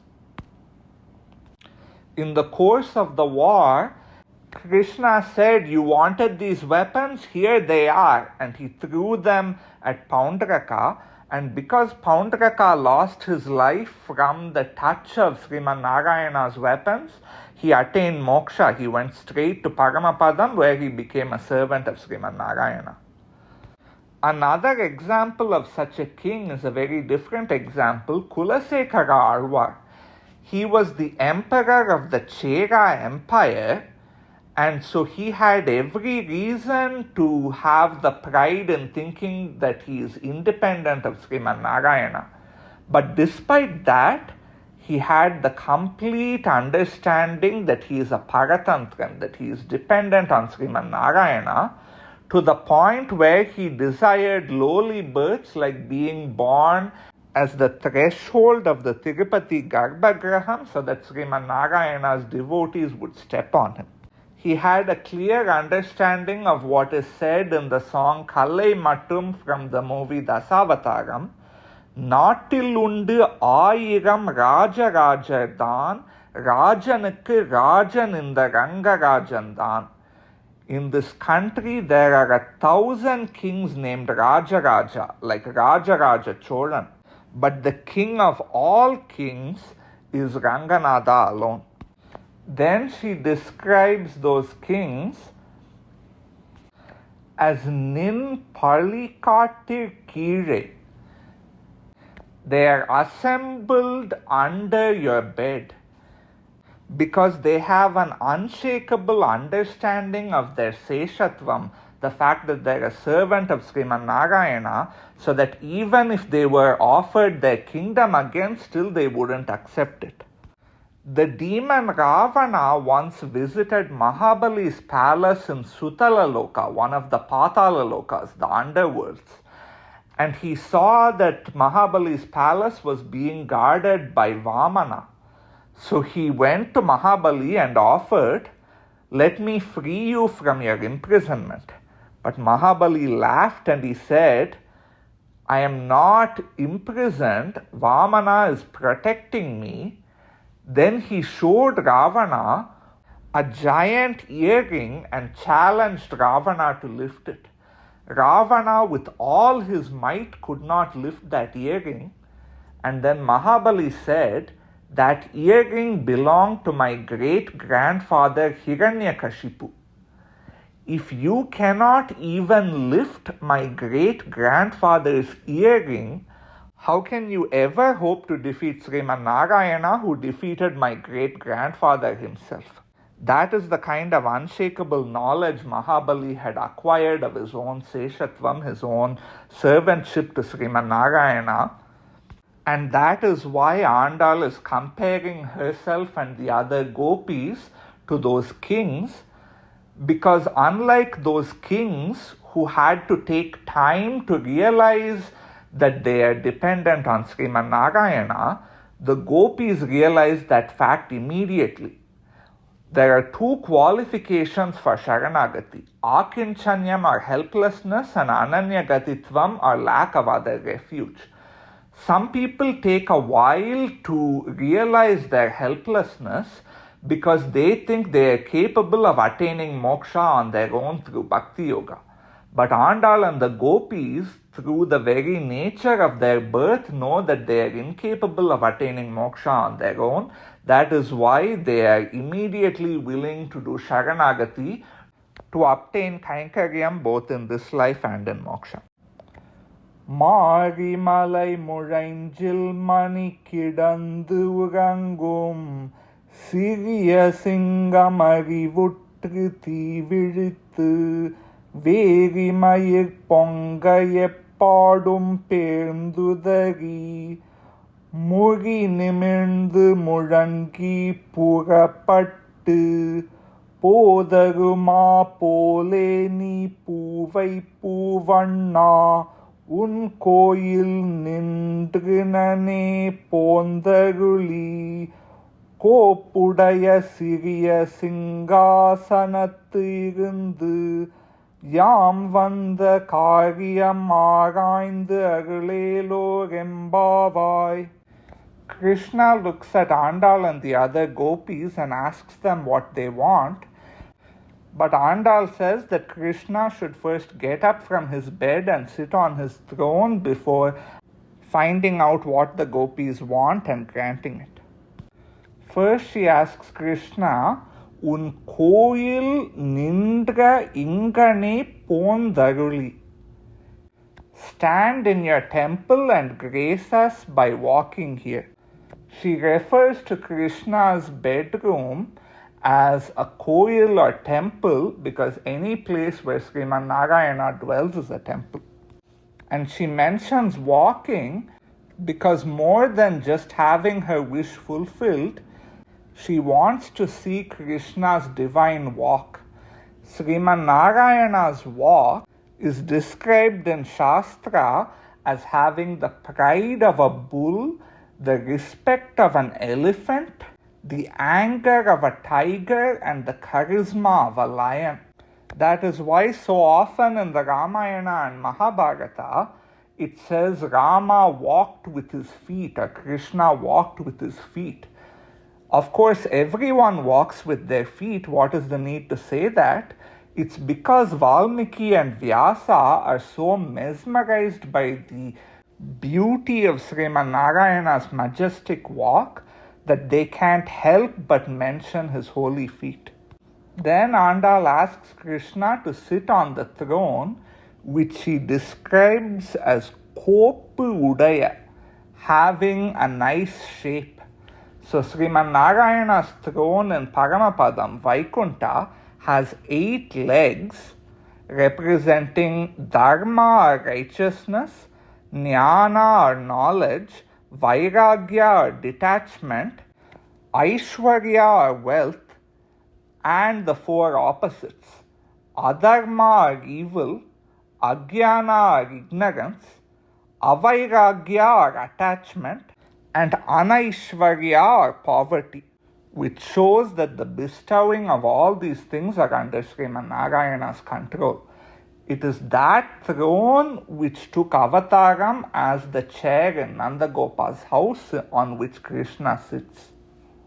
Andal describes this throne as Siriya, small, because Krishna is just a small boy, so even the chair he sits on in Nandagopa's house is small. But then she calls it a Singhasanam, a throne, to emphasize that just like a king will fulfill all the promises that he makes while sitting on his throne, Sriman Narayana will fulfill all the promises that he makes whenever he sits on any kind of seat. Varaha uttered the Varaha Charama Slokam when he was sitting with Bhuma Devi, the goddess of the earth, in his lap. Rama was sitting in Tiruppavai when he uttered the Ramacharama Slokam after Vibhishna did Sharanagati to him. Krishna uttered the Krishna Charama Slokam while sitting in his chariot in the battlefield of Kurukshetra while telling the Bhagavad Gita to Arjuna. And in all 3 Charama Slokams, Sriman Narayana promises that he will grant moksha to whoever does Sharanagati. That is the kind of promise that Andal is looking for. The Pasuram ends with Andal saying, Araindu Arulelor Embavai, find out what we want and bless us with it. These are the exact same words that Pasuram 8 ended with. Andal predicted that if she and the gopis take the effort to walk to Krishna's house, Krishna will feel so sorry for them that he will be eager to find out what they want and bless them. And now her prediction is fulfilled. Krishna is so eager to find out what the gopis want and bless them that he is even asking what they want before even getting up from his bed. And it's Andal and the gopis that are restraining him, telling him, get up from your bed and sit on your throne before granting our request. Andri ulagam alandai adi potri, சென்றங்கு தென்னிலங்கை செற்றாய் திகழ் போற்றி, போன்ற சகடம் உதைத்தாய் புகழ் போற்றி, கன்று குணில எழுந்தாய் கழல் போற்றி, குன்று குடியாய் எடுத்தாய் குணம் போற்றி, வென்று பகை கெடுக்கும் நின் கையில் வேல் போற்றி என்றென்றும் சேவகமே ஏத்தி பகை கொள்வான் இன்று யாம் வந்தோம் மிகங்கேலோர் எம்பாவாய். Krishna gets up from his bed and walks to his throne where he sits along with Nappinai, just like Andal and the gopis requested him. This is when they were planning to do Sharanagati, but seeing Krishna's walk distracts them and they feel the need to do Bhagavad Mangalasasana, the need to bless Krishna. When a devotee realizes Sriman Narayana's Divyatma Svarupam, his divine essential nature, they desire for Sriman Narayana to become their protector, and so they do Sharanagati to him. But then when they see the tenderness of his Divya Mangala Vigraham, his divinely auspicious form, they feel the need to become his protector. That is why when Rama stays with the tribal chieftain Guha on the way to the forest, Lakshmana stays awake all night long to make sure no one harms Rama. But then Guha also stays awake all night long to make sure Lakshmana doesn't harm Rama. And then Guha's men also stay awake all night long to make sure that Guha doesn't harm Rama. That is the madness that Rama's tender body causes in people. And that is the same reason why Periyalvar chanted Pallandu Pallandu, seeing Sriman Narayana flying through the sky. He felt the desire to bless Sriman Narayana with long life, despite Sriman Narayana already being immortal. Similar to her father, Andal blesses 6 aspects of Sriman Narayana with long life. First, she says, Adi Potri, long live your feet, because they are the ones that took 3 steps of land during Vamana Avataram, and they are the feet that have walked from Krishna's bed to his throne at Andal's request. Then she says, Tiral Potri, long live your strength by which you destroyed Lanka in Rama Avataram. Bala or strength is one of Sriman Narayana's 6 chief Kalyana Gunas, his 6 bhagas or opulences, as a result of which he is called Bhagavan.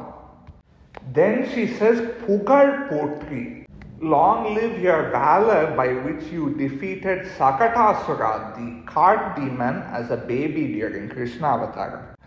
Then she says, Karal Potri, again long live your feet, by which you stood your ground in Krishna Avataram as a boy, defeating Vatsasura, the calf demon, and Kapitasura, the fruit demon.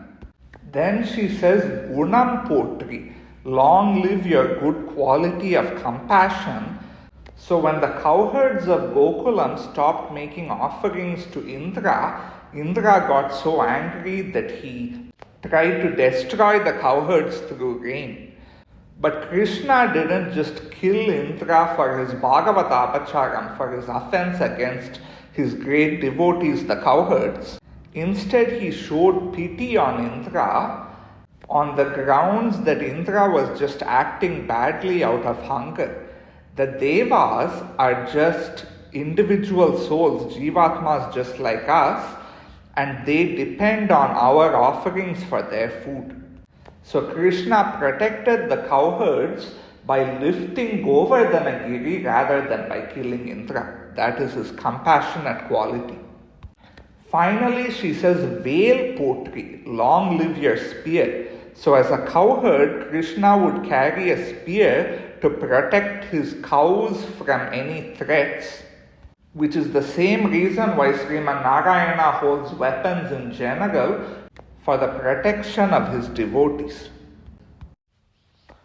ஒருத்தி மகனாய் பிறந்து ஓரிரவில் ஒருத்தி மகனாய் ஒளித்து வளர தருக்கிலானாகி தான் திங்கு நினைந்த கருத்தை பிழைப்பித்து கஞ்சன் வயிற்றில் நெருப்பென்ன நின்ற நெடுமாலே உன்னை அறுத்திட்டு ஒழித்து வந்தோம் பகைத்தகுதியாகில் திருத்தக செல்வமும் சேவகமும் யாம் பாடி வருத்தமும் தீர்ந்து மகிழ்ந்தேலோரெம்பாவாய். Krishna, while sitting on his throne along with Nappinai, asks Andal and the other gopis what they want. Andal responds by describing to Krishna what they want to do if he grants them moksha.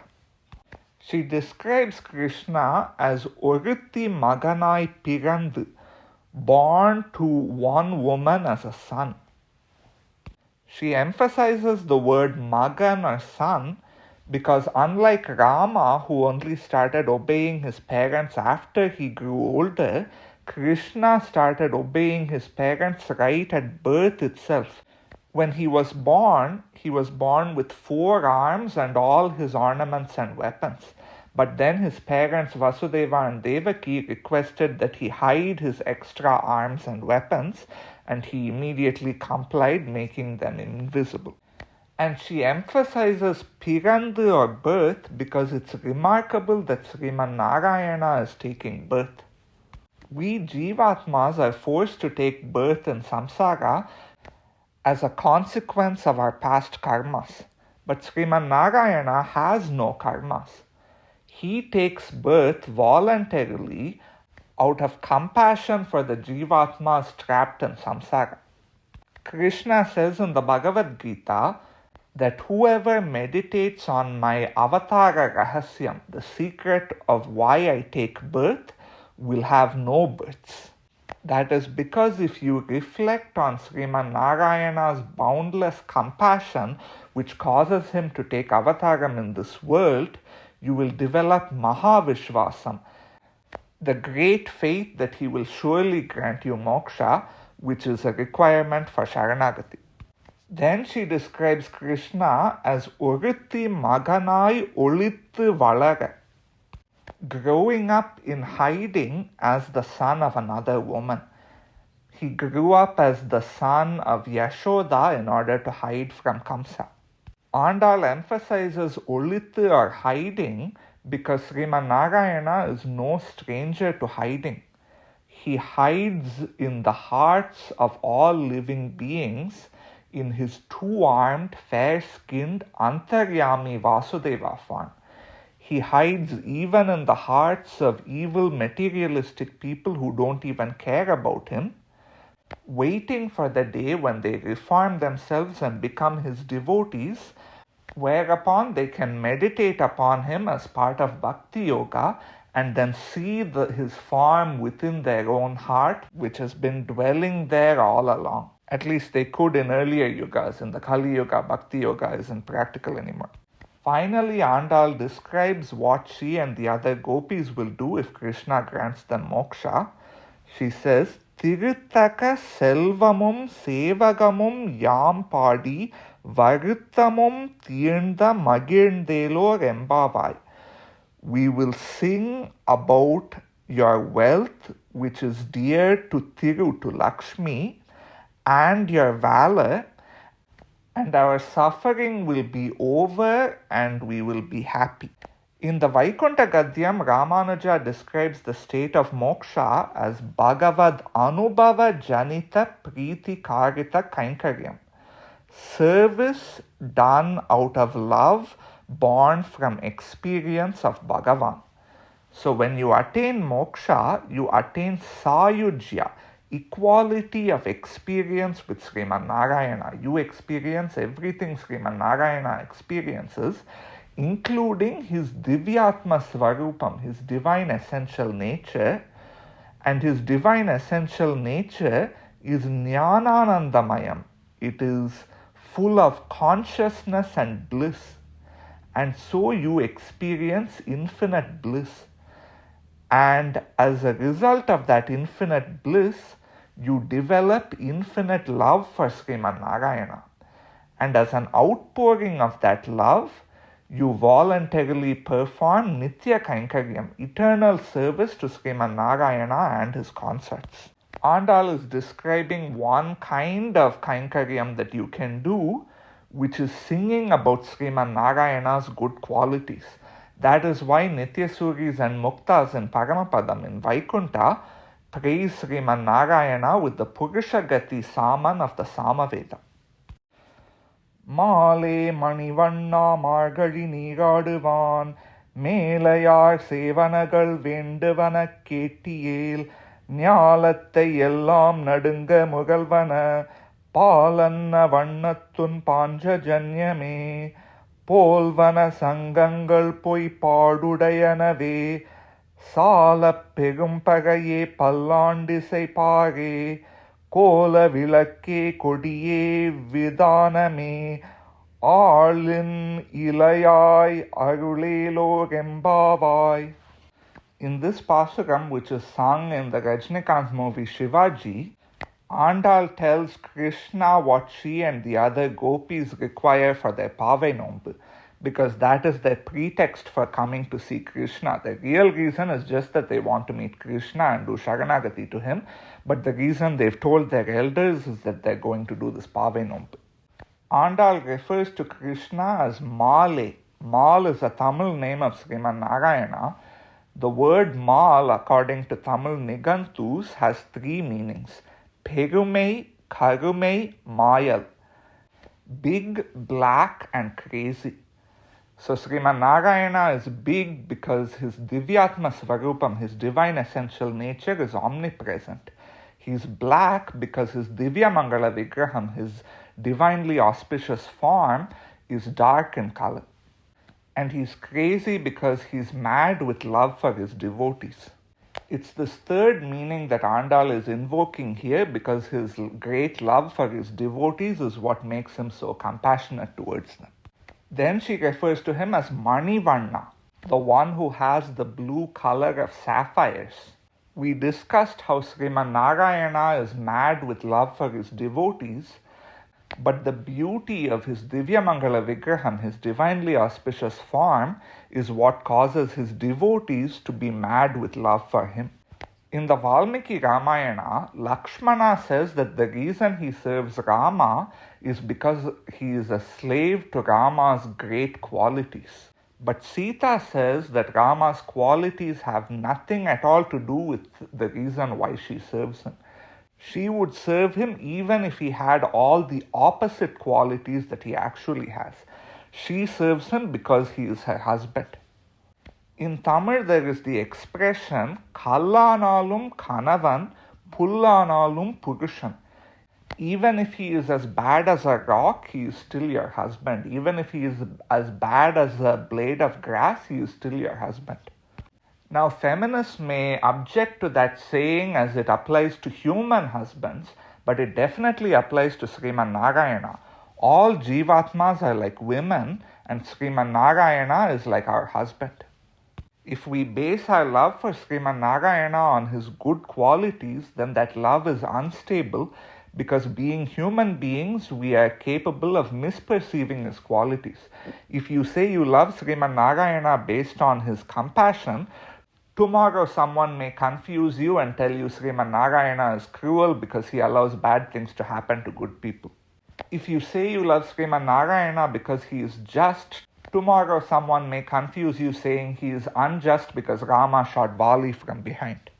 We should have an unshakable love of Sriman Narayana based not on his qualities, but based on realizing our own inherent nature, which involves Seshatvam, being a servant to Sriman Narayana. And that kind of unshakable love is what Sriman Narayana's Saundaryam, his beauty, produces.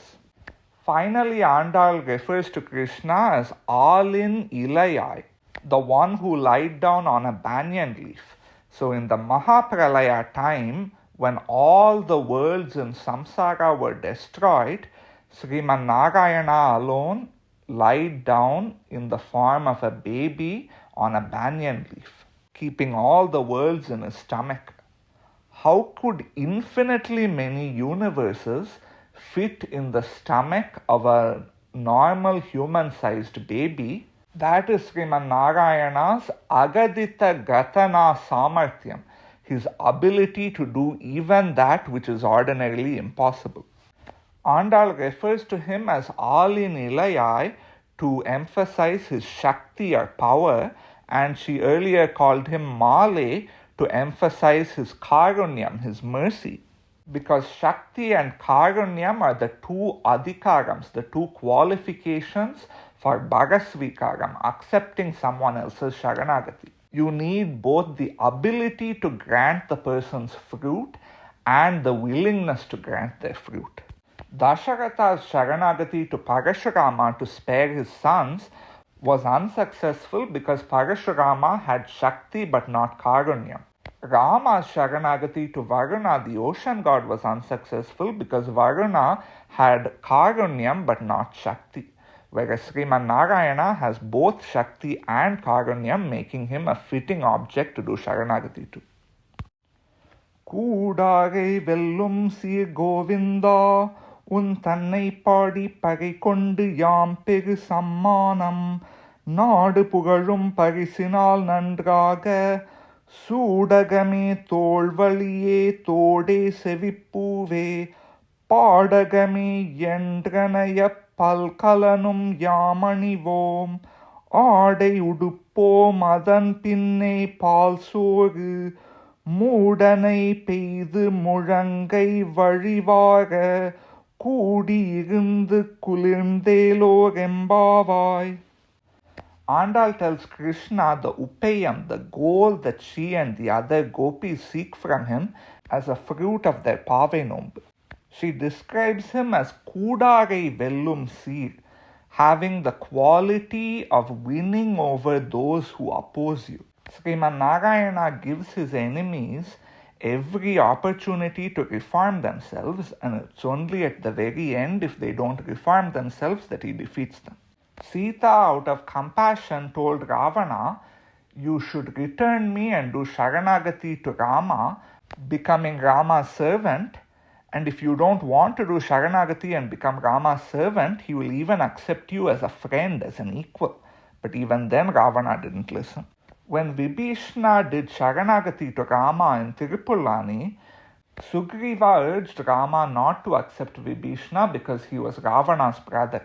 But Rama responded, "Forget Vibhishna, even if Ravana himself were to come here and do Sharanagati to me, I would accept him." Then he performed a coronation ceremony for Vibhishna right then and there in Tirupallani to prepare for after he defeated Ravana and he could put Vibhishna on the throne of Lanka.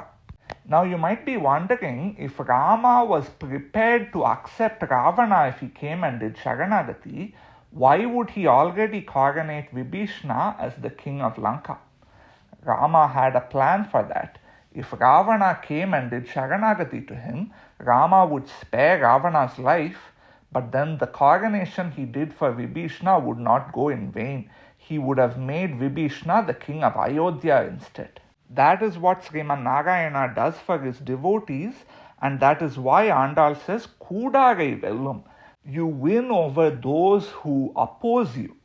But Sriman Narayana loses to those who accept him. That is why Krishna did so many menial tasks for his devotees, the Pandavas, like going as a messenger to Duryodhana's court for them and driving Arjuna's chariot, etc. And that is why to this day Vamana is serving as the personal bodyguard for the demon Mahabali, because after Mahabali was defeated by Vamana, he reformed himself and became a great devotee. Andal is saying, you only win over those who oppose you, but we accept you, so you lose to us, so you should do what we want and give us the goal that we seek. Then Andal calls him Govinda, the lord of cows. So Krishna used to follow behind cows, even though those cows had no intelligence and so they couldn't even accept him. Still, just because they did not reject him, Krishna followed behind them and served them.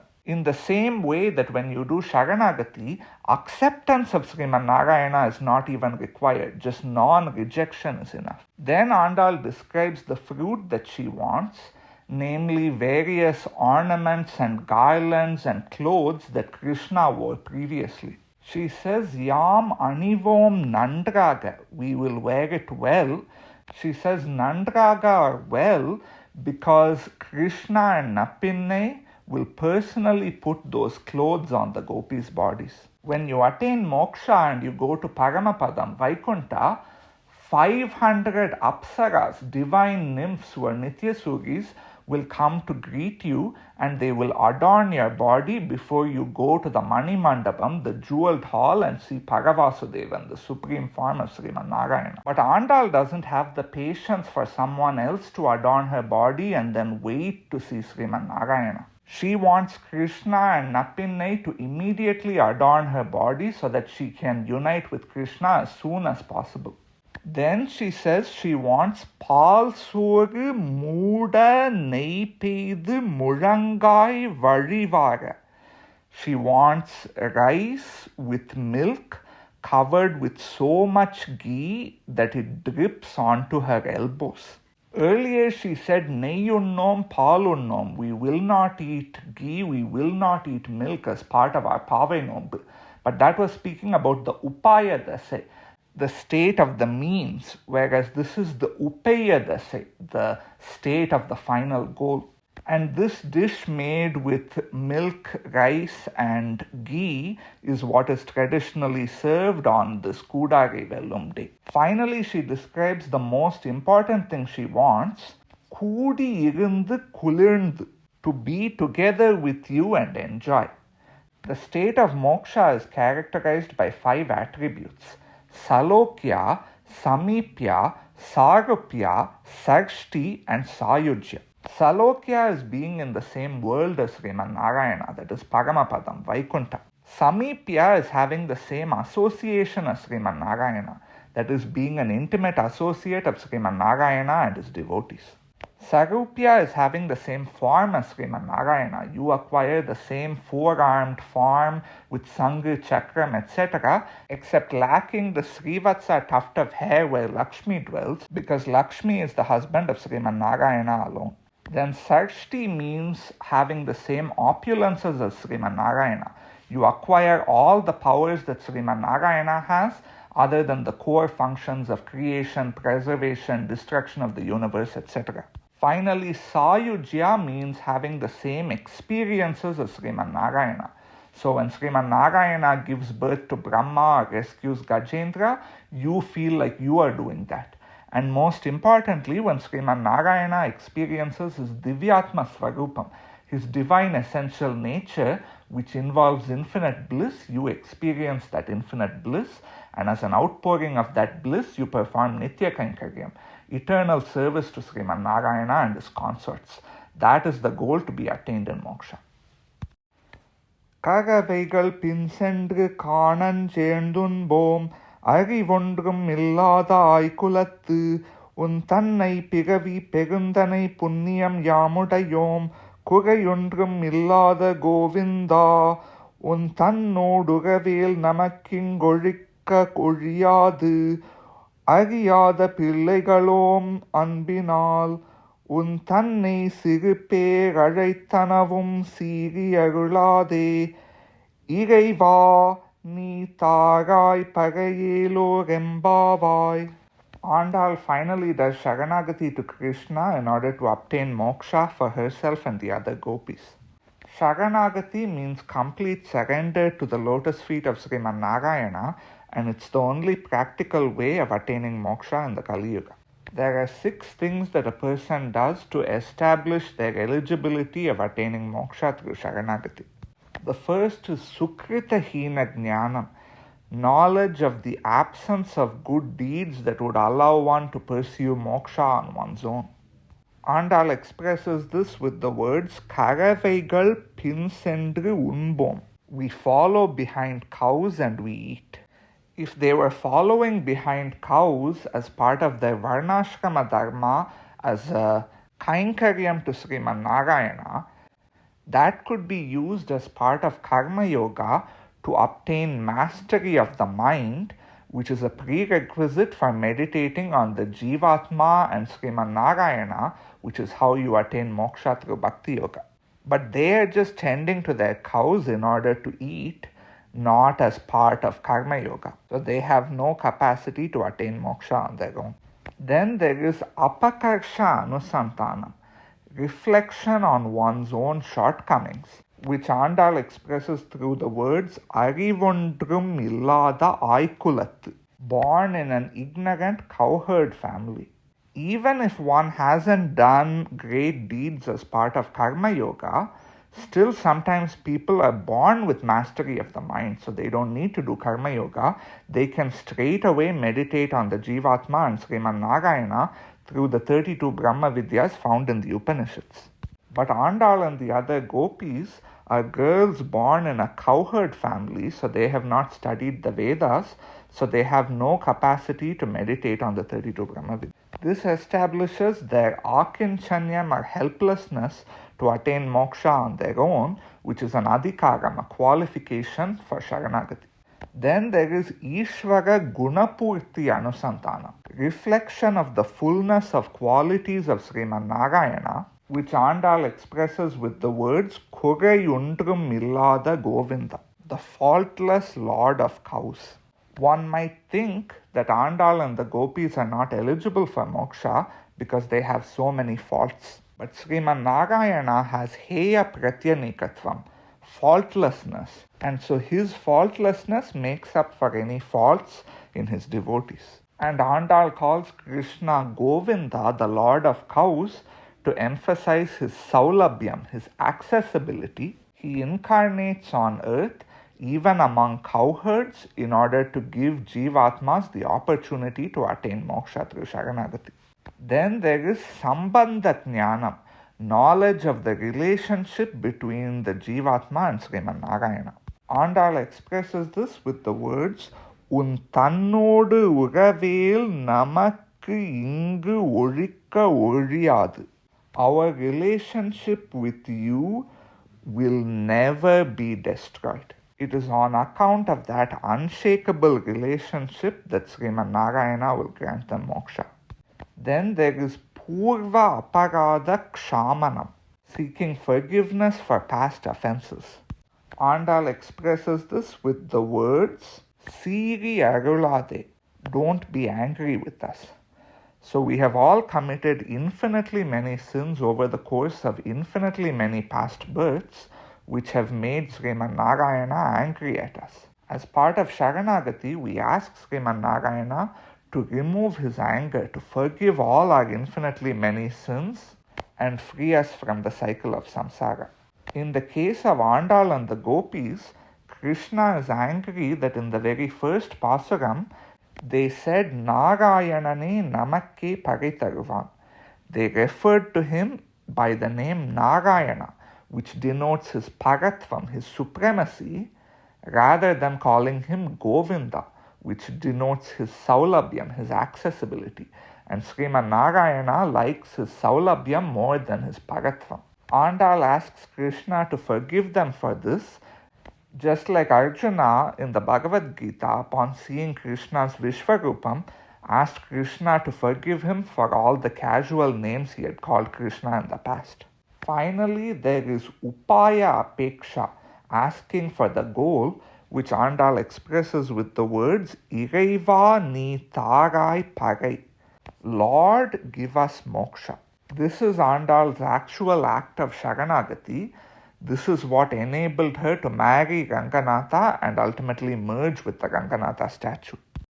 Chitram Chirgale Vandunnai Sevittu Un Potramare Adiye Potrum Porul Kelai Petram Meitunnum Kulatil Pirandu Ni Kutreval Yengalai Kollamal Pogadu Itre Pare Kolvan Andru Kan Govinda Etreikum Yerel Piravikum Un tannoduttrome avoom unakke naamacheivom matrenam kamangal matrelo rembavai.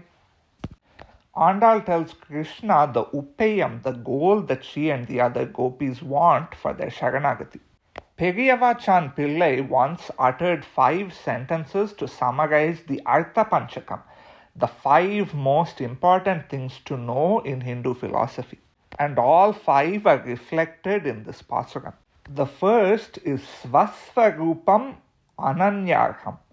The nature of the self, the nature of the Jivatma is exclusivity, being exclusively a servant of Sriman Narayana alone. This is reflected in Andal's words, Ettreikum ஏழேழ் பிறவிக்கும் உன் தன்னோடு உற்றோமே ஆவோம்.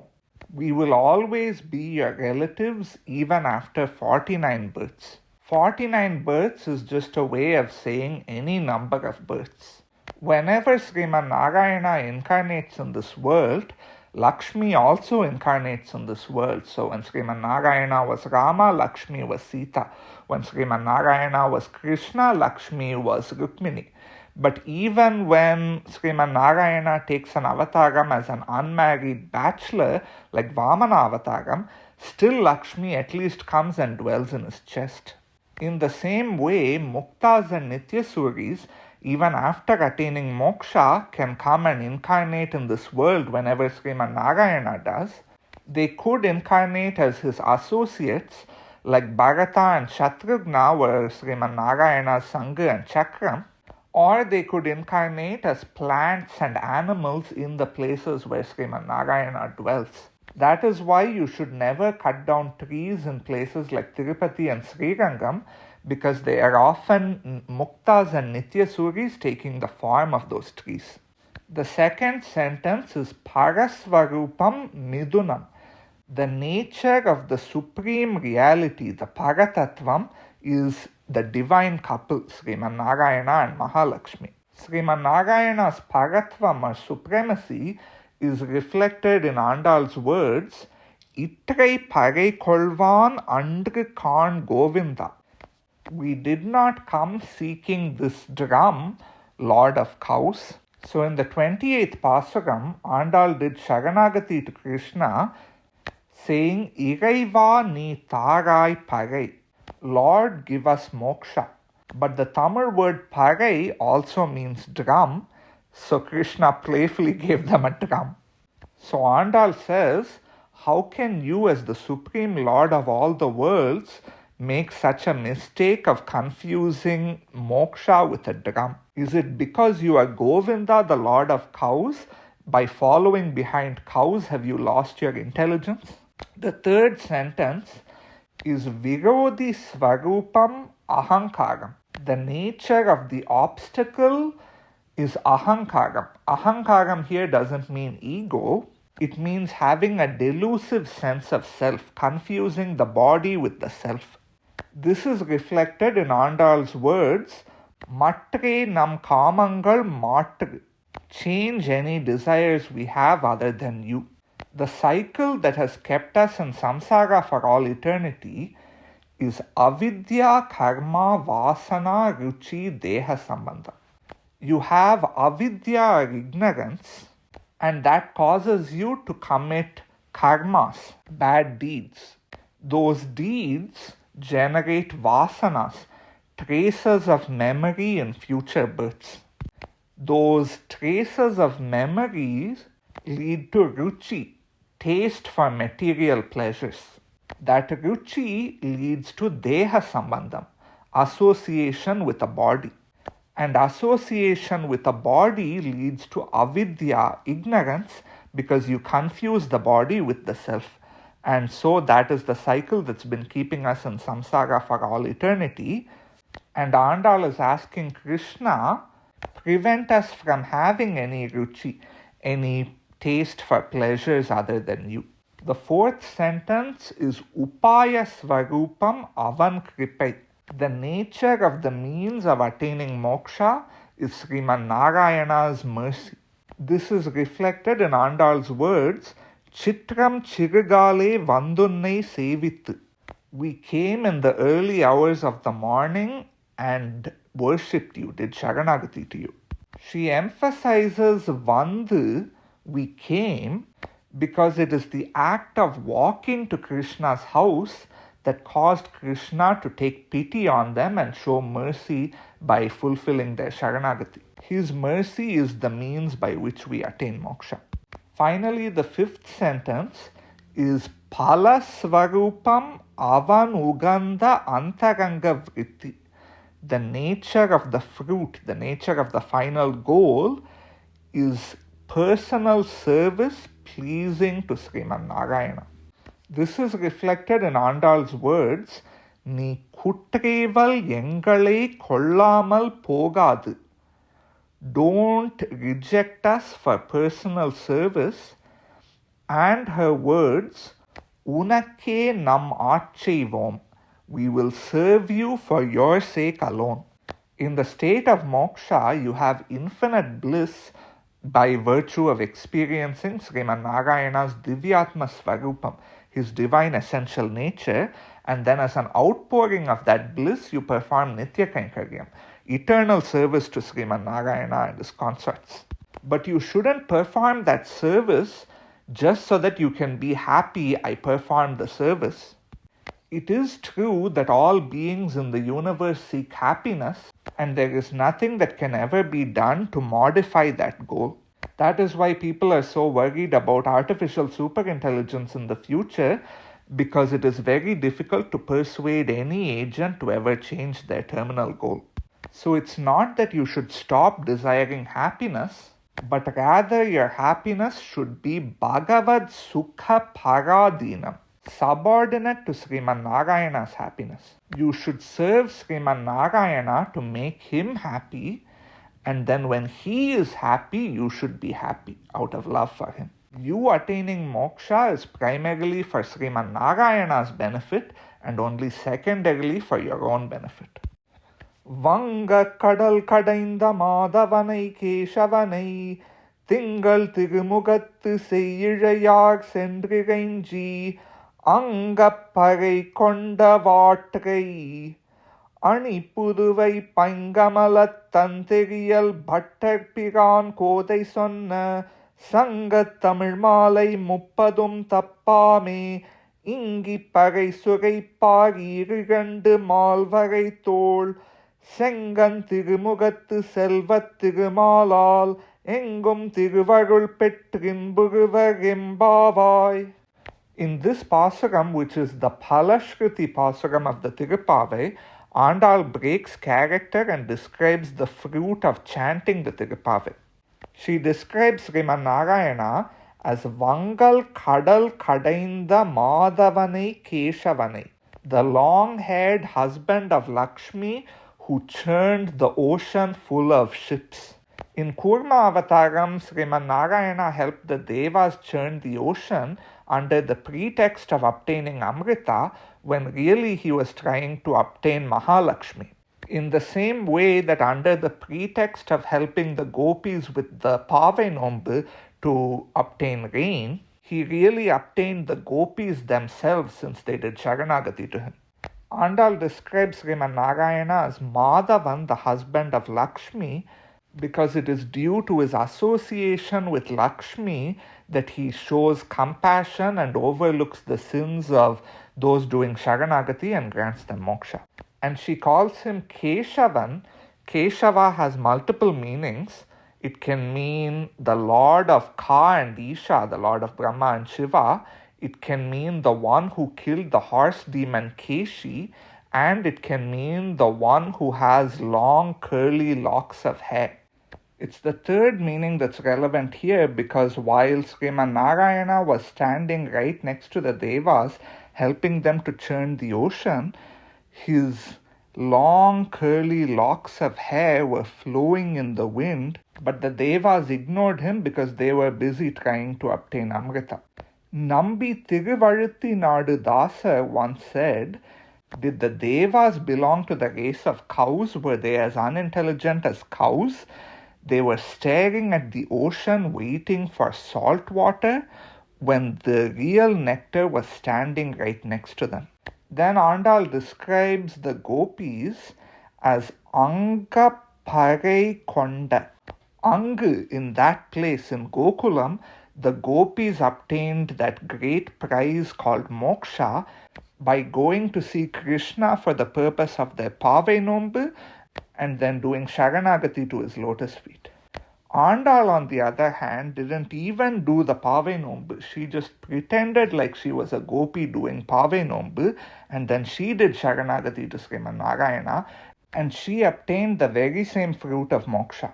Andal describes herself as Bhattar Piran Kodai. Bhattar Piran means the Lord of Brahmanas, and it's a name for Andal's father Periyarvar, because he showed all the other Brahmanas how to properly live one's life by doing Bhagavad Mangalasasanam, seeking to protect Sriman Narayana, not merely be protected by Sriman Narayana. Andal describes herself as Bhattar Piran Kodai because Periyarvar isn't merely her father, he's also her guru. And so she identifies not just as a servant of Sriman Narayana, but also as a servant of Periyarvar. Then Andal describes how those who chant the Thiruppavai will achieve the same result that both the gopis and Andal herself achieved. She says, Thirumalal engum thiruvarul petru inburuvar. They will obtain the holy grace of Sriman Narayana and always be happy. She calls Sriman Narayana Thirumal. Mal is a Tamil name for Sriman Narayana that denotes the fact that he is big, omnipresent in his Divyatma Svarupam, his divine essential nature. He is black in his Divya Mangala Vigraham, his divinely auspicious form, and he is crazy with love for his devotees. And Thiru denotes that he is the husband of Mahalakshmi. So it is that Sriman Narayana who will bless those who chant the Thiruppavai with moksha. Parashara Bhattar once, in a goshti of people chanting the Thiruppavai, said every morning in the early morning you should chant Andal's Thiruppavai.